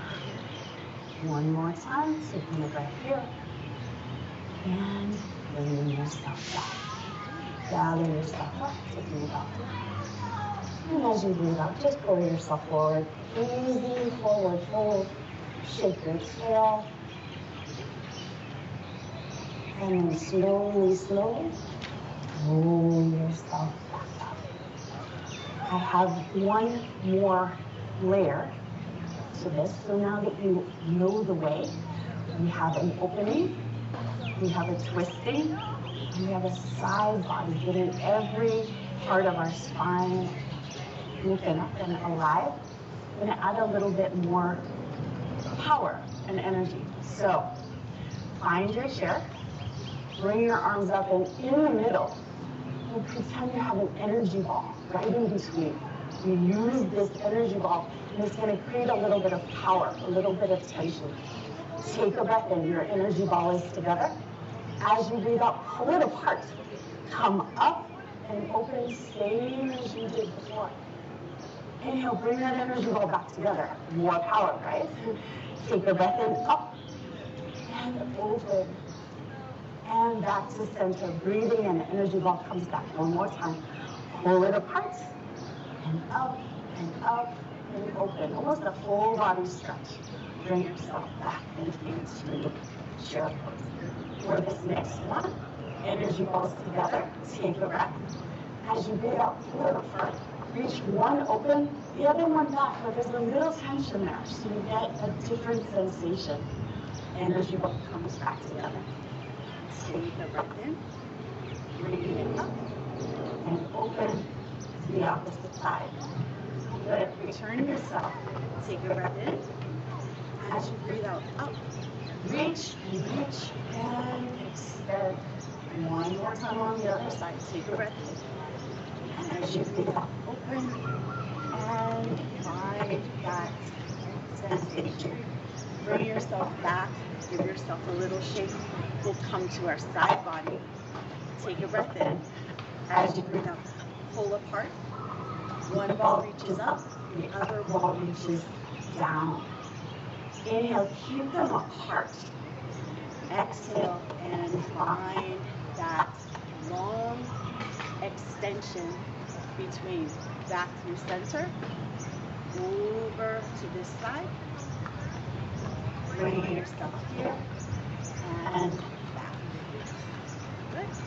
Bringing yourself up, reaching, and fold forward, setting your energy ball down on the ground, shaking your tail, and bringing yourself right on back up and up.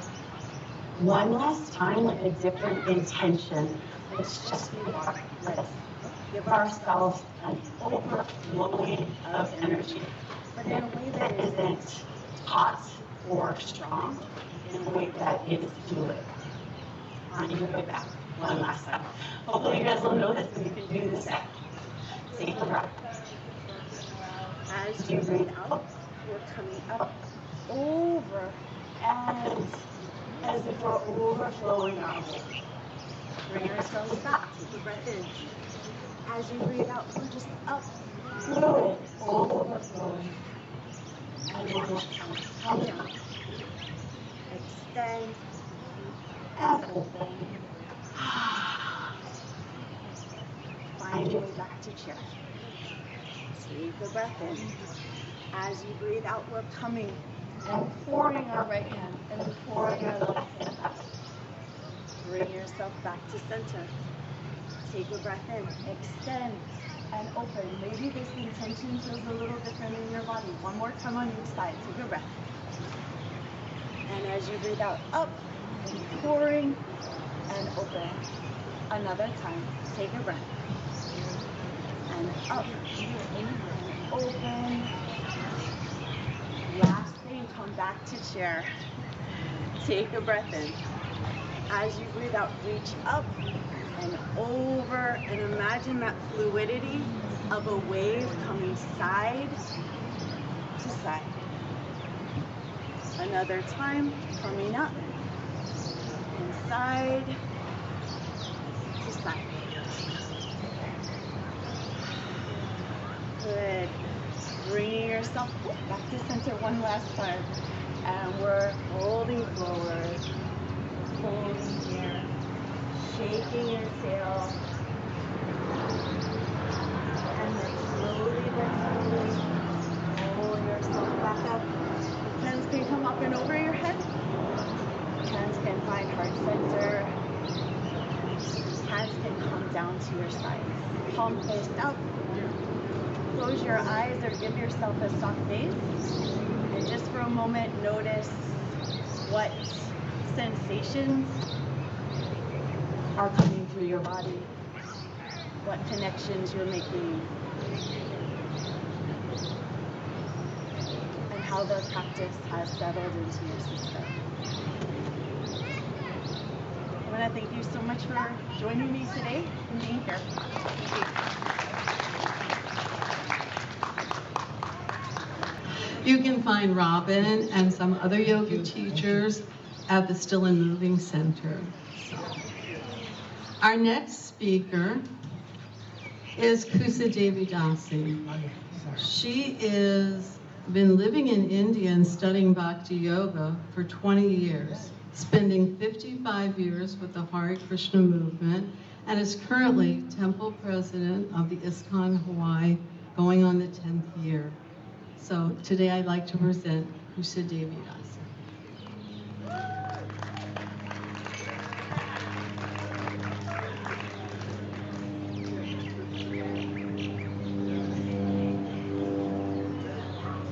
Hare Krishna.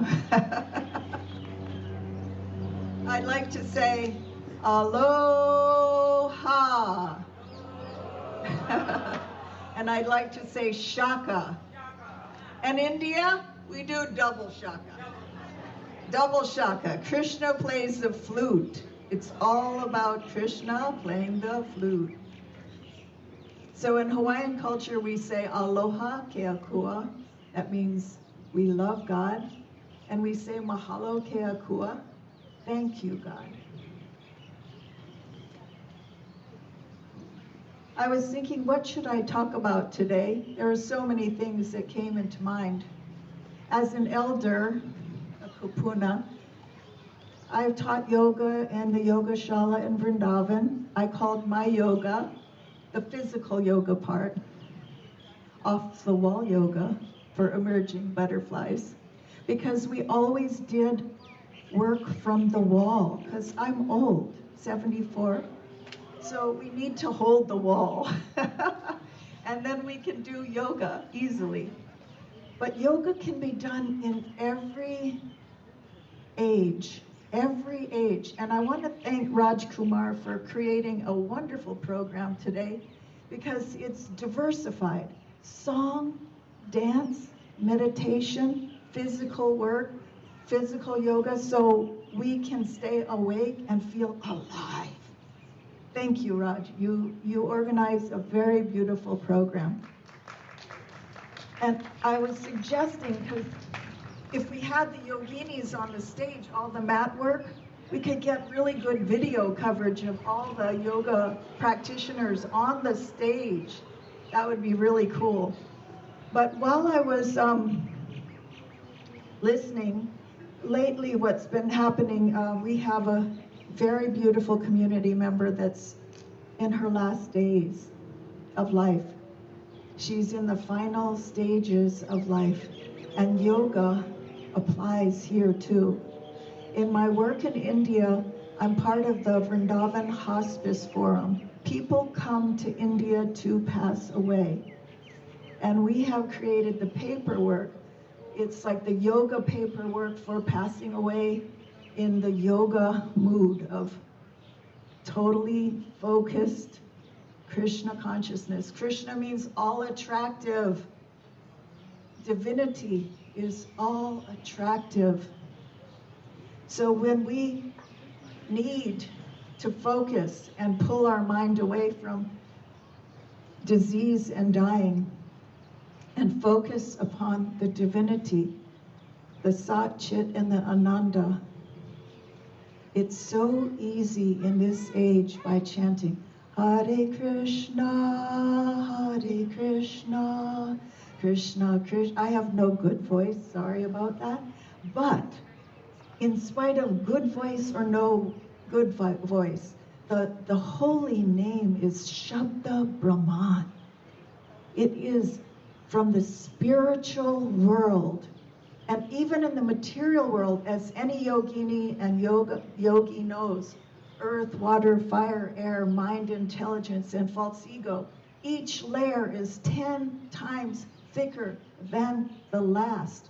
So we start with earth, and we move up through the transcendence. And the last layer is where the sound comes. The spiritual sound, the names of God. Any name. When my father was dying, we chanted the Lord's Prayer. He's Christian. I chanted with him. We don't change anyone's religion. This is about spiritual sound. Yoga is to unite with the divinity. Whatever your conception is of divinity, we gradually get to a personal conception of pure love of Krishna. That's why we say shaka and double shaka. And the soul dances with God. So we've been putting together this paperwork in Vrindavan. We first put it together probably about 15 years ago. I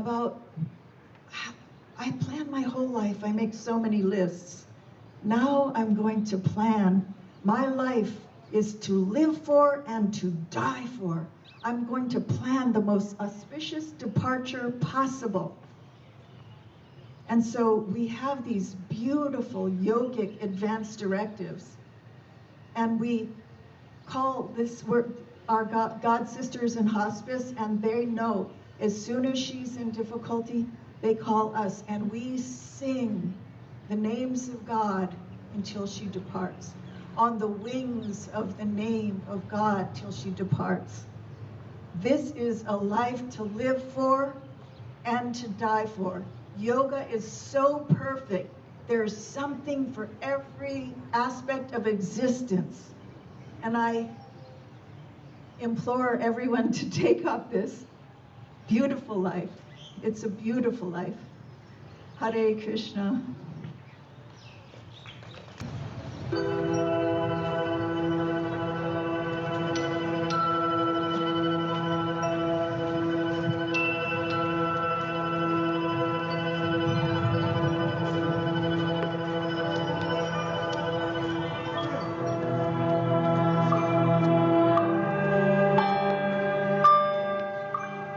Our next group performing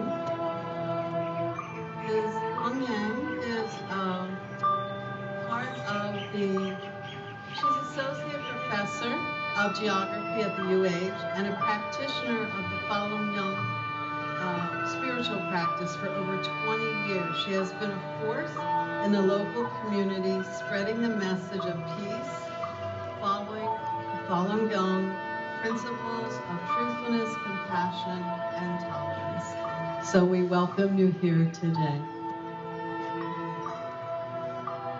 Well, thank you so much. Okay, I'm Hong Jiang. I'm representing this group of Falun Gong. And what you see is we have 5 sets of exercises, and we want to show it to all of you. And the front side is the sitting meditation, and on the back there are 4 standing meditations, and you can choose to follow any one of these exercises. And thank you so much, Raj, for organizing this. It was 15 years ago that we were at this stage at the event Raj organized, and happy to be back again. And Falun Gong is a Buddha-based, it's a Buddhist-based meditation practice, and it's definitely about the cultivation of both the mind and body. What you see are exercises that would help you strengthen the body, and the principles of Falun Gong is to be truthful, to be compassionate, and to be tolerant. And that's the principle that guides the lives of people who practice Falun Gong. And the standing exercise, as you can see, all of them are really about activating the body's energy, and so that you can attune to your own body and attune to the bodies of the whole universe. And the sitting meditation, as you can see, just incredibly peaceful and really help all of us to focus the mind and focus the spirit, to know what's important, to be kind to people, to be compassionate, to be tolerant, which are the principles of Falun Gong. Again, feel free to follow any set of these exercises.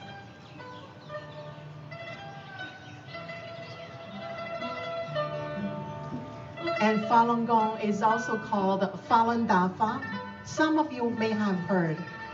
This is a practice that started in China It has thousands of years of history that has to do with Confucianism, Taoism, and especially Buddhism. It started in China in 1992, although, like I said, it's an ancient practice made available to the modern people that we know we need it. To be able to be in Hawaii and join this such a peaceful, beautiful gathering, we're just really, really grateful. And we want to thank everybody for all of your participation and support. And again, principles of Falun Gong is to be truthful, to be compassionate, to be tolerant. And that's a universal principle we can all use. And meditation is something we can all use to strengthen our own lives. 能结束就结束. So we're gonna close.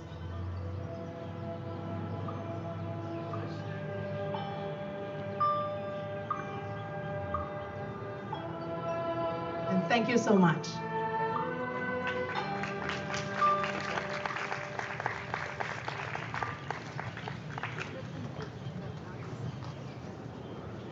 Thank you so much. That was so beautiful and so peaceful. It really represents your beliefs, so prevalent.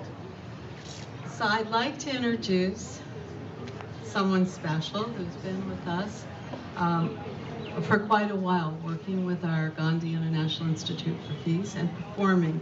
Her name is Letitia Sharp, and she's been trained for nearly 3 decades in sacred healing techniques, including Reiki, bodywork, sound, shamanic traditions, essential oils, crystals, and energy work. But this was activated for her when she was 5 years old. She comes from a strong lineage of diverse healers. And she invites you, and I love this, she invites you to ignite your own unique light within and find your healing in this lifetime. And she is going to be doing a sound vibration. The crystal bowls are music for healing. So just really immerse yourself into the sound vibration that she's bringing in. It was like a different form of yoga that creates healing and peace from the sound vibration. So thank you, Letitia. Aloha. All around the world. So I am super honored to be invited here to share sound with you. One thing that I wanted to bring to the table today is that since this is dedicated to our wellness, our physical, mental, spiritual, and emotional wellness, all of our bodies are made of sound and light. And you can see that in mantras, you can hear that in your breath, and it really permeates every part of our being. So for now, I just invite you all to sit back, relax. If you want to grab a mat, bring it in the shade and lay down. You're welcome to do that. And I believe I'm just gonna kind of close us out with the sound. So mahalo, everybody. Enjoy the rest of your weekend, this beautiful day, giving thanks for our summer solstice and our inner light reflecting the light of these lands that we live on. So, mahalo.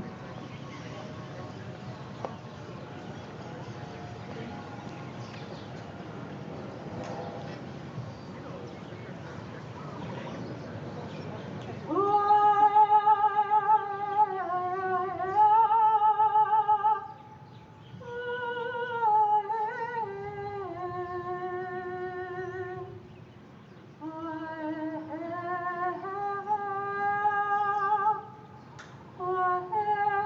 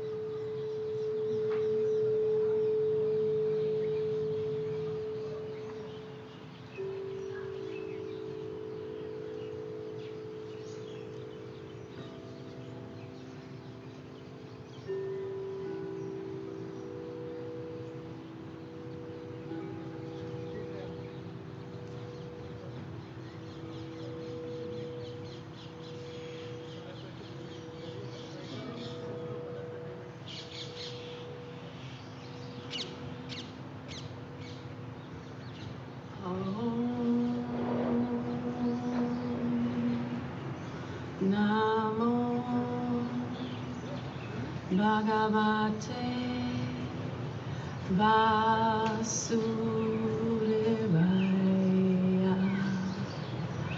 Om Namo Bhagavate Vasudevaya.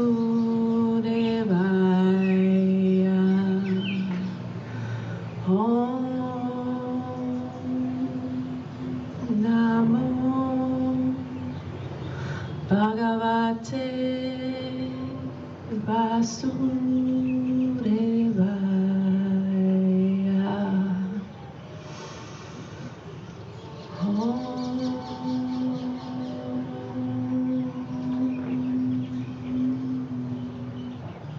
Shanti, Shanti, Shanti.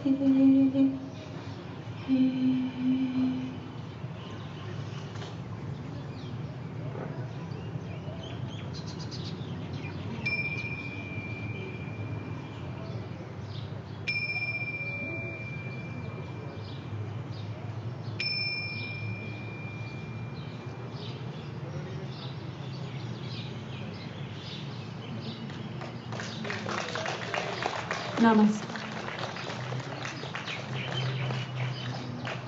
Thank you so much, Letitia. So beautiful. What a wonderful sound vibration to peacefully send everyone back into their day. Before our closing remark, I want to do a special thank you. And I want a round of applause for this. I'd like to do a special thank you for David, our sound tech, for all the wonderful speakers. Yeah. With all the wonderful speakers and performers, you would not be able to appreciate without David's help. So thank you. And David has been doing this for as long as I can remember. He's really been a pillar of our program. So thank you so much. So we have our closing remarks will be presented by Harendra Pennalal. He is the president of the Gandhi International Institute for Peace. All his ancestors, his wives and his, were born and raised as Jains. The family has lived in Honolulu for over 50 years, raised their family here. He is a retired mechanical engineer and in the construction industry. He is on the board of the All Believers Network, and he works as vice president for several condominium boards in Honolulu. So not only active in Honolulu, but also very much a part and active of our Gandhi International Institute for Peace. So, Harendra?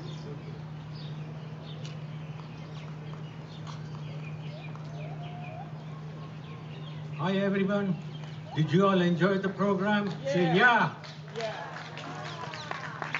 First of all, I would like to thank our general sponsor, City and County of Honolulu, Consulate General of India from San Francisco, and Down to Earth, King Nissan Windward, Namaste Restaurant, Help You Sell, Creative Cuisine, Aloha Natyam, Dr. Ankur and Shilpa Jain for supporting International Yoga Day event.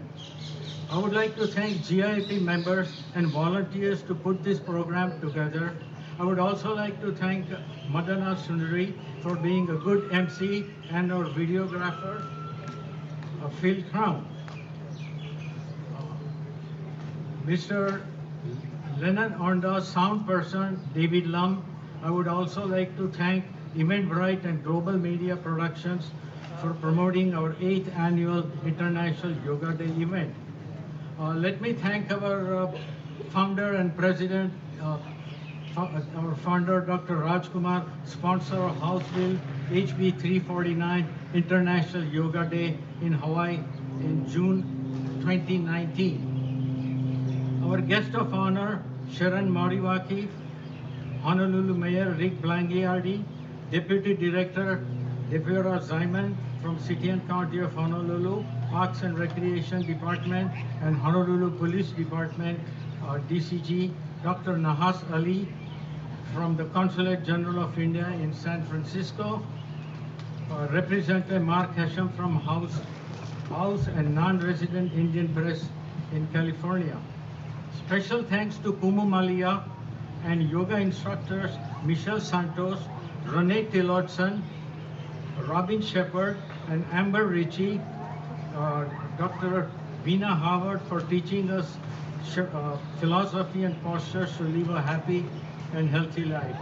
Dr. Veena Howard came specially from San Francisco for presentation in this our program. Miss India Ching for reading our certificates, Kerry Pastor and Ellsworth Simeona for singing Hawaiian music, Pusha Devi Dasi, ISKCON Hawaii President and Spiritual Yoga, she is still with us. Letitia Short for Sacred Healing Techniques, Professor Hong Jiang for Mediation. We hope to see you all on our 21st celebration of Mahatma Gandhi Day near Gandhi statue in Waikiki at 5 p.m. Friday, October 2nd, 2026. Mahalo for your support for GIIP. We hope to see you on all future events also. We also have some meetings and we would appreciate seeing your presence. Mahalo, thank you.